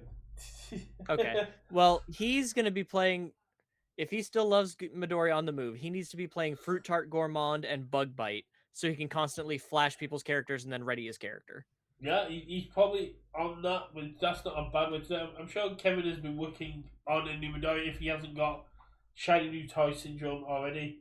Uh, You could actually play the face down, like where you're like actually flipping cards in your card pool with Midoriya, and then flip transform, then turn your stage sideways and throw a growing grasp, ignoring progressive difficulty because face downs don't count. yeah, yeah, but this is where like this conversation came up because for us, LCs are all we've got. So this is our height of competitiveness, and the first your first like you said the first ones you guys have had. This is just like your starting point. You've got Yeah. regionals to go. You could people may not even be bringing their main testing stuff at the moment because they don't want to give away what they're going to be playing regionals. But for us next week, it's our first and for some people only chance to get an invite to Worlds. Yeah. Yeah, I do wonder how much shiny new toy syndrome is going to play into that then, because if this is like you one of your only chances to go to Worlds, do you play with the shiny new toy character or do you play the character you've been grinding so much, maybe with some shiny new toys thrown in? But you also have to take into account how well do the older characters like if I've been grinding uh if I've been grinding Nick Reagan for all last year, do Then you're I doing something wrong. do I risk it? Well, if I so fine, if I spent the last 3 months practicing my Ashley Fulton deck, she's now legal. I have no locals. I didn't go to Worlds. It's my first chance to play Ashley Fulton competitively. But can she keep up with the shiny new toys? That is a question. And does she get some benefit from some of the shiny Yeah, new toys? there's there's so much to kind of factor in at the minute, and I think the first round of LCs is gonna be a bit of a grab bag yeah, because you have a lot of theory crafting, but not a lot of like unless you've had these cards on TTS and you've been putting in like hours a week doing the testing, you don't have a lot of like hardcore data for how these cards work with your more standard characters. So the first round of LCs might just be kind of a grab bag mix and match until people get more comfortable with the cards. so just before we wrap up and like head off, I do want to bring up like how weirdly named the seasons are this year because I don't They're know. named. Well, yeah. So uh, instead of like last year, we had season one, season two, season three when it came to like local championships. This time they're rounds. So we have Oh, so at the minute now we're in round one of local championships, which interesting. so I brought up on I've just Discord. been calling him Q1, Q2, Q3, Q4. Yeah, so if you wanted, so say you recorded your local championships and then you wanted to put up on YouTube, it would be Universus round one local championships round one, which Yeah. feels really weird to say. And I was watching. Or I would just shorten it to R1, like Universus R1 local championship. Yeah, but then people the games are sort of like round one. Like I was watching Christmas stream and the title was Bar Hat Round One Local Championships. And then, so if you came in like 3 hours and it's like, is this still round one? Yeah, that is a little rough. Maybe Levi can fix the naming Yeah, convention next cause year. I was just like, so because for like the last week, I've been working on custom transitions, and I bought like I bought a mount that allows me to have 3 webcams off it, which is really cool. Oh, neat. So I'm gonna try and like have face cams and table play all the same. Basically, I'm trying to do a Iron Man one of what UVS does. Like, they've got all the budget and production and team. I want to try and build it with a box of scraps. Well, if anyone can do it. Yeah, exactly. I've got the craziness to get behind it, and I do not. I'm going through it. Like, what am I going to call it? It's like, well, you call it like the season of the local championships. So I was like, cool. So it'd be Patriot Games Universus Round One Local Championships. It's like, that sounds wrong. A little bit. It is odd. I didn't notice that mainly because, like I said, I don't pay attention to a lot of competitive stuff because I don't get to compete very often. Yeah, So it's more of a hey, I might be able to make it to that one city this year. yeah. So that's the only one I focus on. It's primarily something only uh, content creators and possibly new players are going to pick up on, because for established players, you don't think about it. You just go, oh, it's local championships. Whereas Yeah. if you're new to the game coming in, you go, oh, it's a round one local championships. Like, round one? Okay. Well, or you could just like not put round one in the title, Yeah. and you can put it in like the description. Yeah, I guess. It's also if you like go to the website to look it up. I haven't actually checked if they updated the organized play on UVS, because the way they describe regionals for like is a bit has always been a bit annoying for me after the announcement. What is going on there? Oh, I do not know. so yeah, basically in the organized play, after the announcement that there was no international regionals, it still said on organized play like regionals are where the community gets to meet up from around the world and play. It's like, is it though? Is it? Not right now. Not this year. Hopefully next year. Hopefully you guys get everything that's coming to you next year. Because you Yeah, guys yeah. are owed. Regionals, competitive gatherings where the community comes to compete for promos, Prizes and a shot at worlds. It's like okay, okay, yeah. It's a better way of putting it. There you go. But no, it's a. I mean, the UVS have got so much going on that this is not like a key thing for them to really know what's going on. I mean, like people have been struggling with UGN to even get events going. Uh, Yeah. did A so? lot of issues with card IO, I keep hearing. Uh, was it final round that someone had an illegal deck in the finals as well, or was that a different Star Championship? I'm not sure. I did hear about that, but I'm Yeah. I'm not entirely sure. Well, it's I because do know that our just locals, our 6-person locals, in the third round, we only had 2 undefeateds, and it didn't pair the 2 undefeateds against each other. why? I don't know. That's just what Card IO did. So we manually repaired it to where me and the only other undefeated could face each other. And no one faced a duplicate opponent. So I was like, why didn't Card IO just do this? It's weird. If it was just pure wins, I don't get it. If there's ties drawn in, then it can get a bit weirder. Nope. There were no ties, no draws yet. Nothing happened. Yeah, I It believe was it's done just that in they the. did it. I believe it's done in the past with me when I played in Southampton as well. But yeah, I mean, there was an illegal deck at day one of Worlds, which again, and it as much as it's on players, especially at like the Worlds and regional level, to know their deck is legal, human error exists, and Yeah. UGN should be there to catch human error.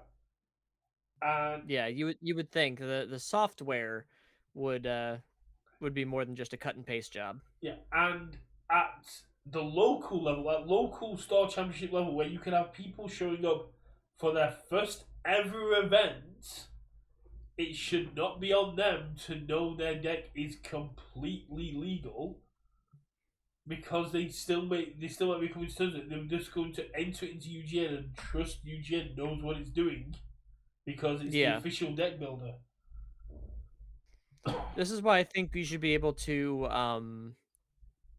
export UVS Ultra into UGN I because mean, that'll tell you if your deck's legal or not.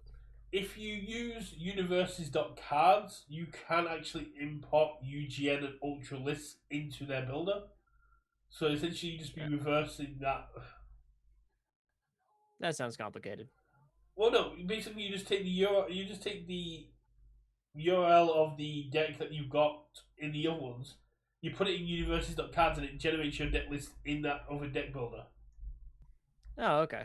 So you basically just want that, but in UGN. And I get that they'd have to acknowledge Ultra and Universus cards exist to have like importing. But Yeah. as like Nick Reagan said, people are having to build their decks twice. He was saying people should be using Ultra first, and it's crazy to me that people have to go to Ultra or Universus cards, build their deck, check it's legal, then go over to UGN and do the exact same thing again. Yeah. I completely agree. I don't like the deck builder on UGN anyway. I'm just so used to Ultra now. That's so much more second nature to me to use. So it's just, yeah. Yeah, I mean it's wild. I mean it's wild. There's so much wild stuff going on at the minute. You've got the deck builders allowing illegal decks. The judge programs are in shambles for UVS and Riftbound at the minute. Uh, Oh, are they? I had not heard oh, that. you don't know what is so? Yes. Man, I'm not called Hermit for nothing. So last year we got the judge program and we were told, yeah, level 2, here's your level 1 quiz. Level 2 will be out by the end of the year. And we've never seen level 2. And Riftbound drops in October, and the level 1 quiz drops quite quickly. And so level 2 is coming soon. And it never appears. And then in the Riftbound Judge Discord, because if you are part of that, UVS Nope. drops a message in there. It's a massive long one, but essentially Chris Norcross basically stated that a member of staff left last year who was in charge of the judge programs and getting everything up to date and took everything with them. So they took all, according to the message that Chris put into the Riftbound Judge Discord, the level 1 judge program was rough and they're currently working on overhauling the entire system, having a brand new judge system in place. But it's going to take time because everything was taken with them when the former member of staff left. And that's why there's been no updates or anything like that. And, like, yeah, that's a perfectly valid excuse as to why there's been nothing new for judge programs and stuff like that. So yeah, it's wild. It's wild. I didn't expect that to be just a random Discord message. I thought that would be something that was announced or mentioned, not just randomly put into a judge Discord. Apparently not. But I've generally stopped covering Riftbound news after I told people to stop playing sweaty competitive decks at locals the entire time, and people started shouting at me for basically saying I just need to get good at get good at the game and stop complaining about losing. It's like, you realize I live in the middle of nowhere. I don't actually get to play the game. I'm just listening to what feedback people are saying, but they're sick of taking on the same competitive sweaty meta decks. I want to actually have some fun playing. So I'm kind of like, yeah. But then again, what do you expect when you build a game around League of Legends? Probably. Like, I did the demo, game seemed fun, had a hard time getting a hold of product, and then I saw how the meta was shaking up and how it's just like, if you're not playing like one of these two characters, you're just not gonna have a good time. I'm like, well, I don't want to play this game now. Yeah, that's So I just gave my Riftbound stuff to a local player who plays Riftbound. And I was like, here, have fun. I don't want to deal with this. yeah. I mean, it's surprising. It's done really well. It's just not taking off in my area, and it's a case of like, if I wanted to, I'm already paying for one game that isn't taking off, that I get to make content around. I'm not going to pay for another game that the people are going to have a go for making content around and isn't actually taking off in my area. So I picked up a third game, So you're going to play Shard Bugs. So I picked up a third game, Grand Archive, which hasn't taken off in my area. But there is one store that is a half an hour train journey with me that plays this game. So I will actually get to play it at some point. And it's got a brand new sandbox, which is really cool. And yeah, I've also been playing the Grand Archive or the Shard Bugs. Shard Bugs is really cool. It's a really cool game. Everything's done in house. So essentially, I'm the only. I've been demoing it when I go to other stores, like make content or play the game. It's a really really good, fun, cool game. I got to do one of the. I got to kick off reveal season, which was really cool. I saw that. Which was, I mean, they gave me a really cool card. I've been approaching stores in the UK, and if anyone knows a store in the UK that wants to try out a really cool game, they look into it. They do distribution like in house, which is really cool. But they're kind of like it's a very slow. They try slow off the ground launch. They do lots of stuff in America, but with tariffs and stuff like that, it's very hard to get stuff out at the minute. Yeah. Sorry about that. No, I mean, but yeah, like they sent me some stuff to open and have a look at, and it got delayed because of tariffs. They had to pay extra once it had arrived here, which is why it took so long for me to get here. But yeah, but the main reason I'm looking at all these games is I love Universus. I think this is one of the best card games I've ever had here. But in full honesty, I don't know how the game recovers competitively after this year, outside of NA. Yeah. We're 3 months into the year. Because it kind of feels like you have nothing to work towards. But it's not even just that. It's people are going to move away to other games. I've been talking with some people, like a couple of people that were looking to get into making content, and they've moved away from it. People that joined the game early last year, and like the early into like last year, and there are people like the Dobbers and people from Sheffield who have got their big local communities. They're like, yeah, we'll play for the love of the game. It's like, yeah, I'm going to carry on playing for the love of the game, but there's a lot of people that are just going, what are we working towards? What are we playing for? If we have to go to America to take part in the big events, we've got an entire year here, and we're 3 months into the year. We are 5 months out from when they made the initial announcement, and they keep talking about 2027 and going, "Oh, stick around for 2027. It's going to be great." Cool. Could you let us know why it's going to be great? What have you got what have you got planned here? And Because you get invincible at the end of the year. and fair play to UVS. I was like, oh, what are they doing? Just hoping stores will show up, and stores have. So it's a testament to the local game store group in UVS because we've got pre-releases and local championships in Belgium, in France, in Portugal, in places that have never picked up this game before, and that's really cool to see. I was skeptical that they're not making the push, but if you do the research, if you look into where events are going, you can see they're doing the push, but they're not telling anyone they're making that push. You have to be observant. You need to be looking at all the information, all the data. The majority of players don't care. They look for events in their local area, and they stop looking. Whereas UVS drops a list of places playing events for me.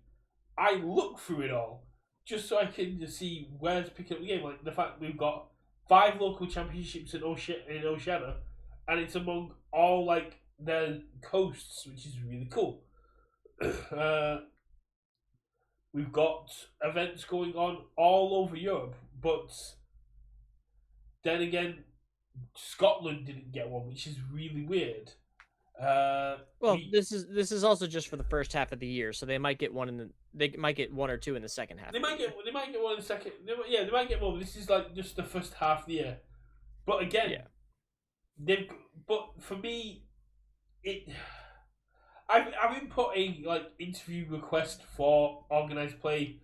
It's been sat there for about a week, 2 weeks now, with like all my questions. But it's the fact we got 15 events when we were told we could get up to 20, and the big backlash from that is, oh, you were told you're getting up to 20, doesn't mean you're going to get 20.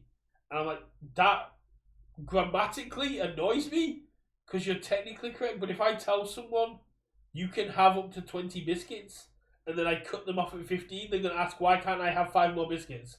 You told me I can have up to 20. You only cut people off when it's a bad thing, like, oh, it can take up to 20 minutes to fix your car, and they fix it in 15. Like, that's great. Good job. You didn't need the 20, but if you're told you can have up to 20 minutes to pass to take this exam, you go, cool. And they cut you off at 15. It's like, you lied to me. It's like, no. I said you can have up to 20, and I cut you off at 15. You see? So technically you're correct, but I don't think it helps that it still feels like the company's working with a skeleton crew, and that skeleton crew rotates people out fairly regularly from what I can hear. yeah. I think that is the two main things that are holding them back, is that they're working with very few people comparatively to other like bigger games, and those people kind of just like the judge person or Josh, they just leave and the work's half done, and it's kind of hard to work from that. Yeah, So that it staff feels like turnover. you're constantly starting over. I mean, staff turnover is its own issue. The political climate, the tariff climate, everything that's been going on. 'Cause, I mean, last year we had games announced that were coming out that last year that never actually hit the market. I don't know if anyone remembers that before Worlds 2024, they announced Roll for It, which never came out. When they announced TMNT, they announced Castle Panic TMNT, never came out. We never got updates as to what happened with those games. It just kind of got swept under the rug, where only certain crazy conspiracy theories even remember those were ever announcements. Uh, I don't pay anything attention to anything that's not UVS. That's not Universus.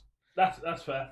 But I actually, when I looked at the games and I looked at how to play them, and I did content them. So like the Castle Panic TMNT for me seemed like it was going to be a really cool collaboration.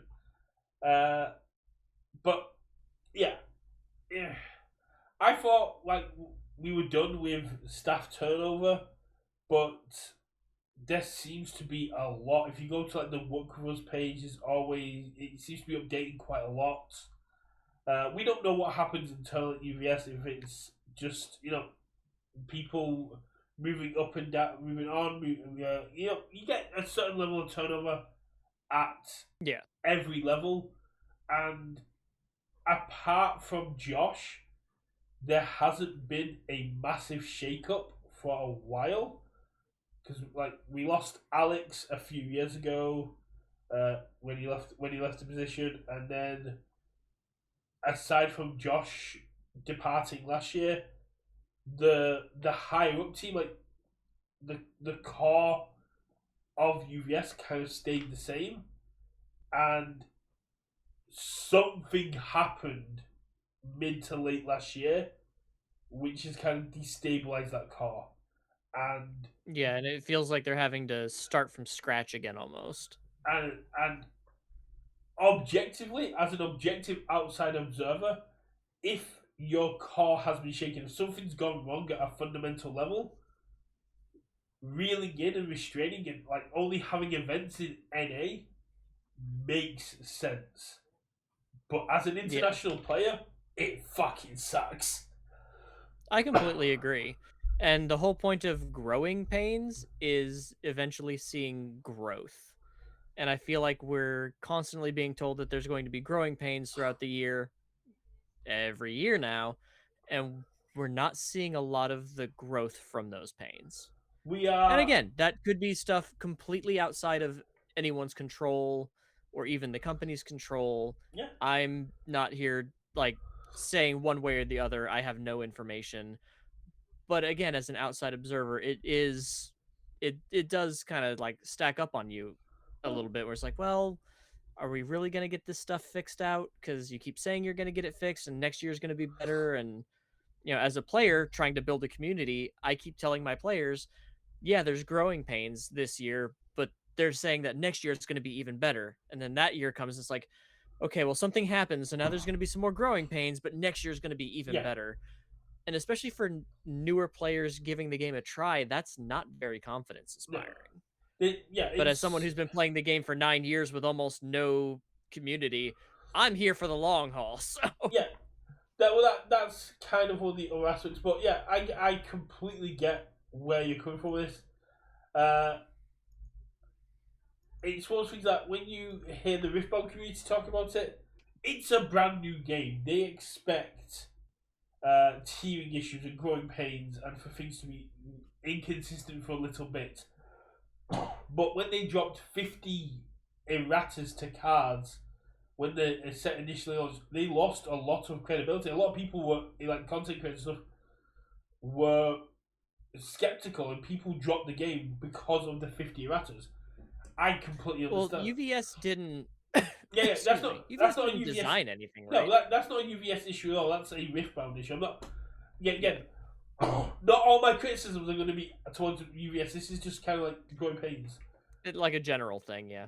Yeah, and we are 5 years into the game, and this is our fifth organized play system. I don't count 2021 to 2022 because it was a primarily webcam, like internet based, because we were coming out of the pandemic. So it's not really an organized play system, but we've had 5 different organized play systems, for 2 different world prizing systems. Like in what the top prize is going to be, because it was cash, then it was character, Yeah. We've had the constant changes to the way tournaments are structured, to how tournaments play out. We had closed deck lists, then we had open deck lists for top cuts, then we had fully open deck lists. Now we're back to closed deck. Now we're back to open decks for top lists for top cuts. There's no consistency. There's no, and like I said, for new players, that's what they want. They want to come in. They Yeah. want to know the game is going to be consistent. What they're going to be striving towards is going to be consistent. You can't, and when Jasco got taken over, people chose to treat it like a brand new game, and we were told to almost treat it like it was a brand new game. When Jetburn did like the soft relaunch, we were told to treat it like a brand new game, when we got notifications from the company, it was like, oh yes, with a brand new game, you're gonna have these issues and stuff like that. But quite rightly, as you said, this isn't a brand new game. This is a 20-year-old game, and Yeah. nostalgia only gets you so far. We've lost a lot of good UFS players in the UK because they realized they were playing not because they loved the game anymore, but because they loved what the game was. They were nostalgic. They weren't happy, and Yeah. the more changes, the more inconsistency, the more things like this happen, the more people are going to feel that exact same way. I mean, I'm 5 years into the game, and I'm almost 10. regionals was the only chance I really got to play, and I could justify spending hundreds to travel for a major big event. I struggle justifying not only to myself but to my family spending £400 to travel for a Godzilla pre-release. Yeah. I did it because it was a test for the LC stream, and because I really wanted to play the Godzilla pre-release. But at the same time, 2 weeks later, I've got to justify another £400 to go play in a local championship, and my partner is not a TCG player. He doesn't understand that this is our.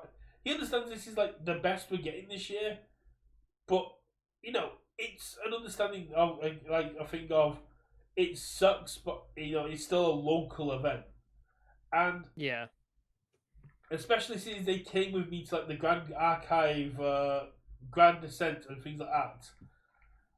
They can understand like, the majesty of it, and when you can see so many other people playing like in the Riftbound skirmishes and going to regionals, and people are traveling for them. It's like it's in the questions I put to UVS in my organized play thing. Levi said that the level of prizing at a regionals doesn't justify the attendance the international players get.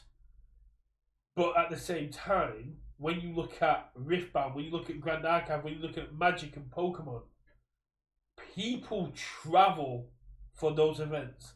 People for Grand Archive Ascent London, which only had 200 players, one of their lowest turned out events. One, Weaves of the Shore said this was actually within their expectations, and two, people travel from New Zealand and from America to come and take part in this event because of how well it was prized, because of how much they loved the game. And we have had people travel. We had Team Training Post and Suri traveling out, and we love to see them in Glasgow. We've had Nick Reagan and Justin Birch travel for our regionals and nationals. I've come out to Albuquerque because it was the summit. We have Cohen and Marcus who are constantly travel between UK and US events and did absolutely amazingly at Worlds. So we do have that travel aspect of it. But Man, I wish I could travel more yeah, like that. What I wouldn't give, but until I start making a lot more money at my job, it's just not in the cards for me. but if the regional pricing is good enough that they need to have a higher attendance to justify it, shouldn't that inspire travel?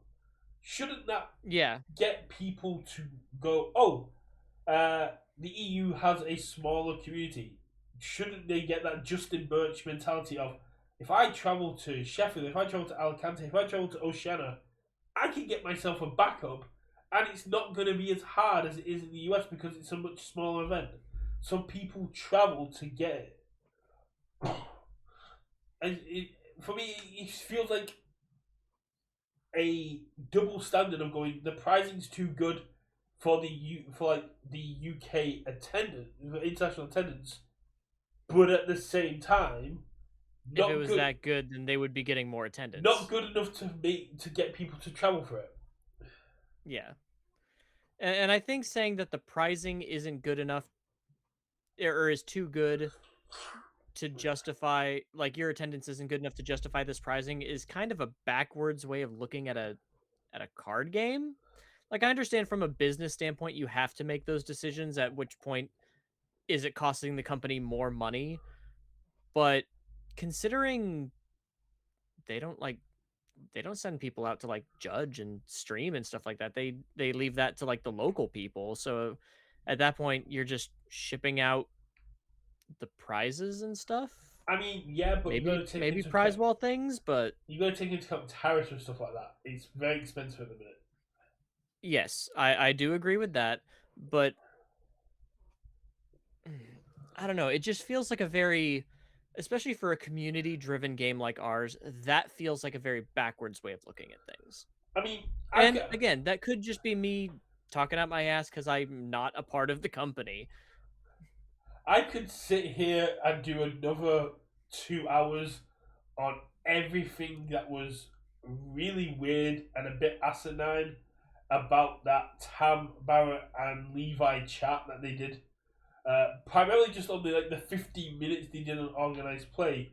Uh, it, but hopefully my interview gets approved because I addressed a lot of it. There was some blatant lies in there. There was some really weirdly skewing of facts in there.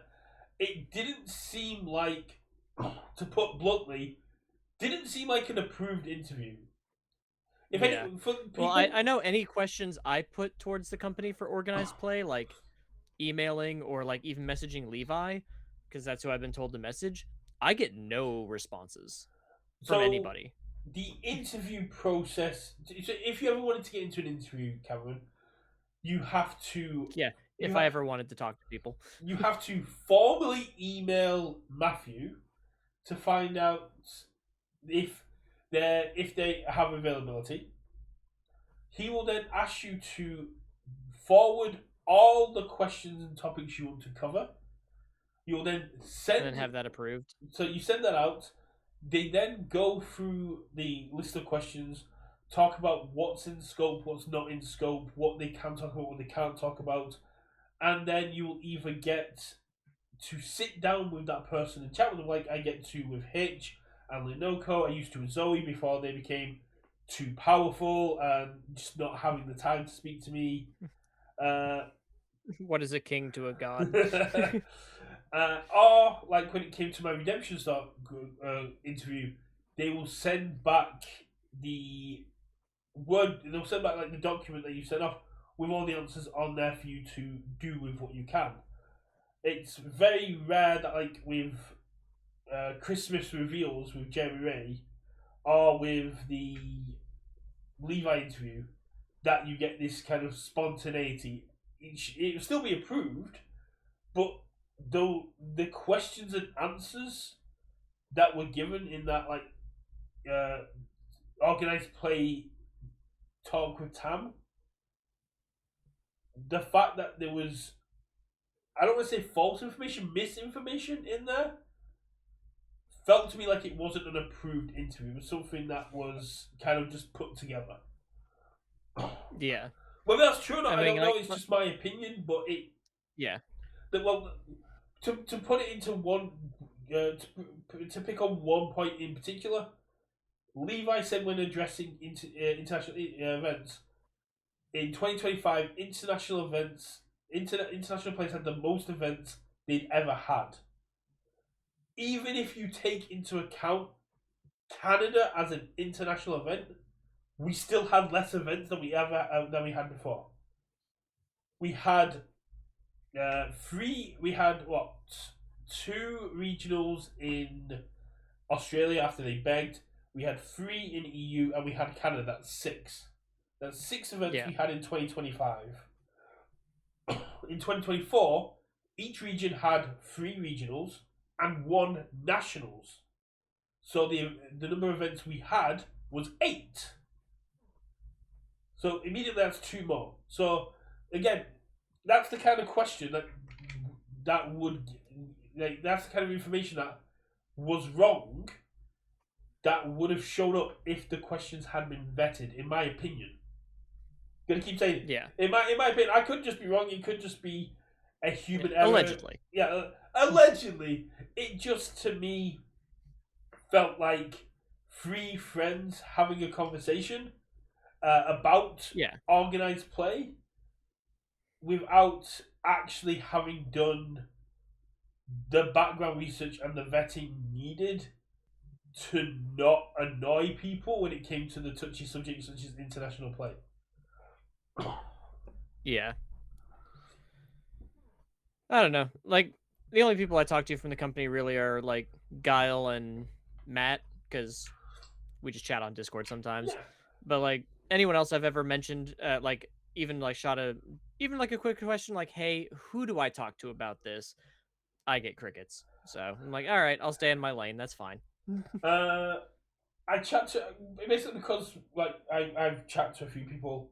I update when it comes to Critical Role stuff. I update the staff members that like Critical Role. Like I've got my vinyl on display now, so I put pictures up there.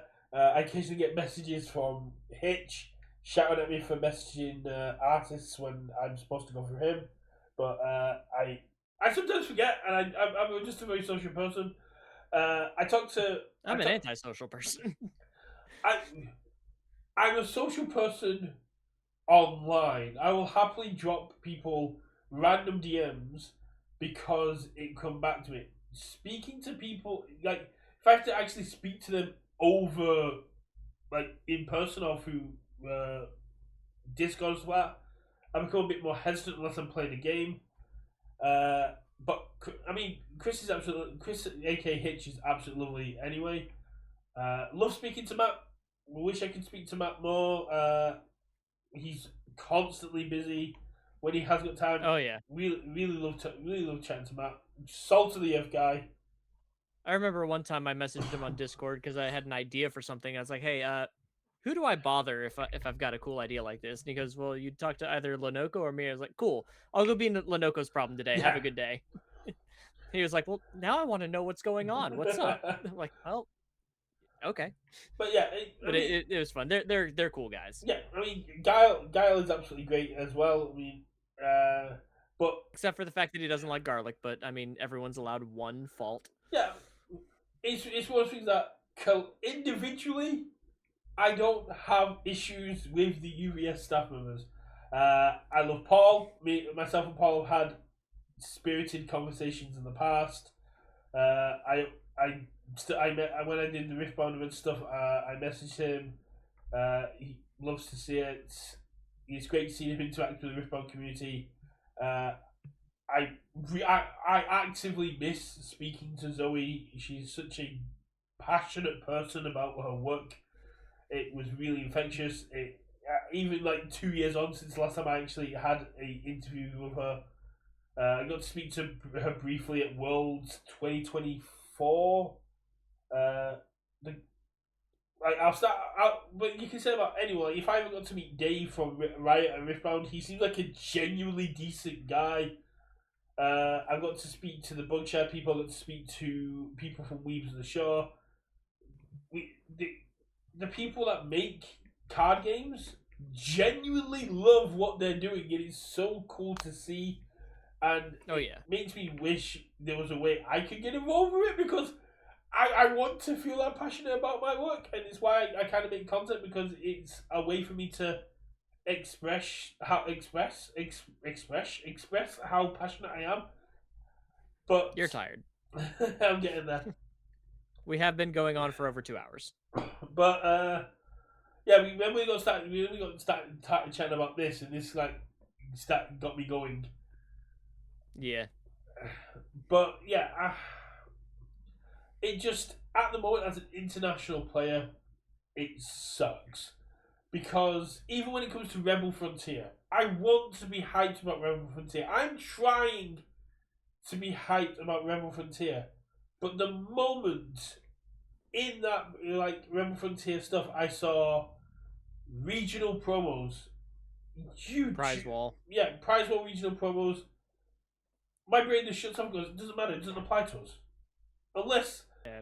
I'm willing to shell out a couple of grand to travel there.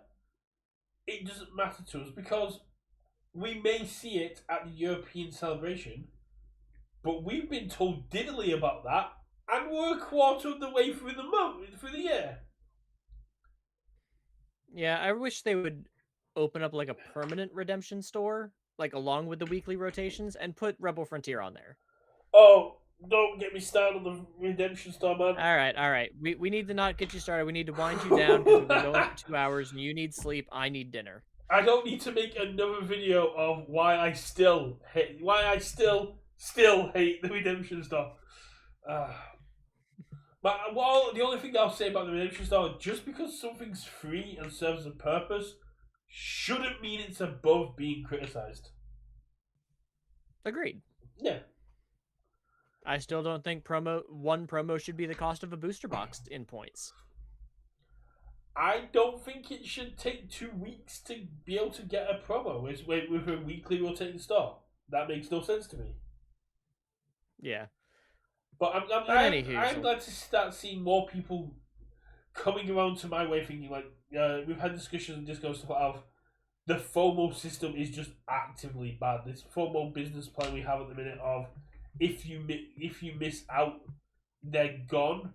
Because there has been stuff that has popped up on the redemption store that has never come back, and like the fact that we're now in the local championship time, and if you didn't pick up Kevin Broberg when he was on the store, you don't get to play with him.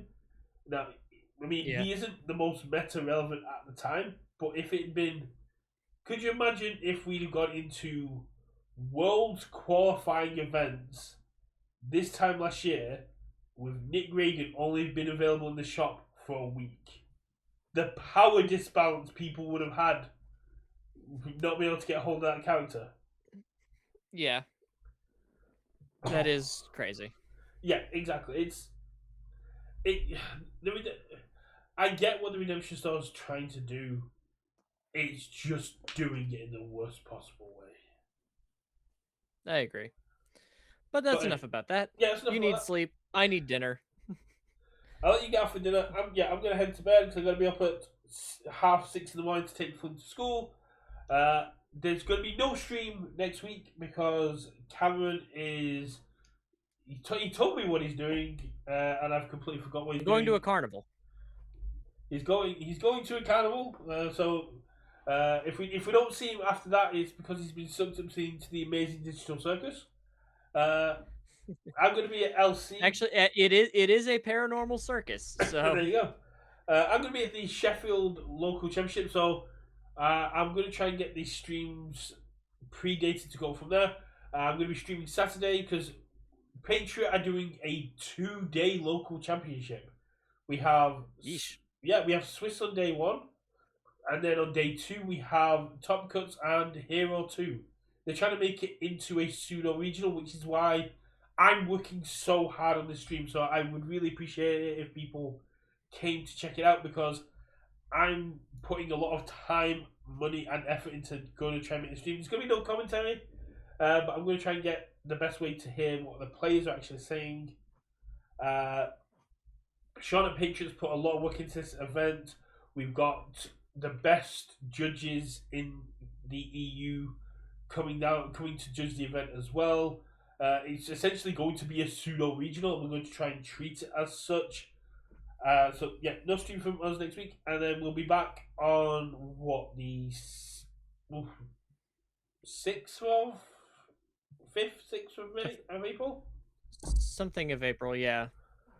Uh, April 1st is April a 5th. Wednesday, I think. So we're back April 5th, where we'll probably be talking about the lead up to Chicago, any other news that's kind of dropped, because given what Hitch put out on social media about Rebel Frontier, I assume we're getting some information about Rebel Frontier tomorrow, because he uploaded a little like Pit Boy scanner, and at the bottom of the corner it said 230326, and if you're not American, that just tells you what date it's going to come out. And possibly we might have had a new April Fool's prank from UVS as well. Hopefully it's not tiny cards again, because people really wanted those. No, but I have my fingers freaking crossed, because that they took last year I pitched them an April Fool's prank, and both people at the company I talked to loved it and said they were going to bring it up internally. So I'm hoping. Do you know the hoping against hope? Do you know the worst thing they could do on April 1st is release European celebration information? Ouch. Because no one would take it seriously. Yeah, but it was the fresh cut grass situation. They released fresh cut grass going, it's a card you can smell. I was like, yeah, sure it is, mate. And then it was actually delivered. Yeah. But yeah, we're going to leave it there. Thanks to Blake for turning up. Thanks to Lie to Your Doctor for your one comment and lurking in the background, I assume. Thanks to everyone that's still supporting the channel. Got a bunch of stuff in. I've got so many tier lists to keep uploading. I've got so much backed up. If you're not a fan of shard bugs, I don't expect to see much this week, because this is a very shard bug heavy week. Because on there, but yeah, we're gonna leave it there. Thank you, Cam, for being here. Unfortunately, you won't get to take part in any LCs, but good luck at locals this week. Thanks. And I'm gonna head off there. Cam, go get some food. I've delayed it long enough. And remember, everybody, for theories, news, or more, win, lose, or draw, keep it Universus, and we'll see you in a couple of weeks. Bye. Take care.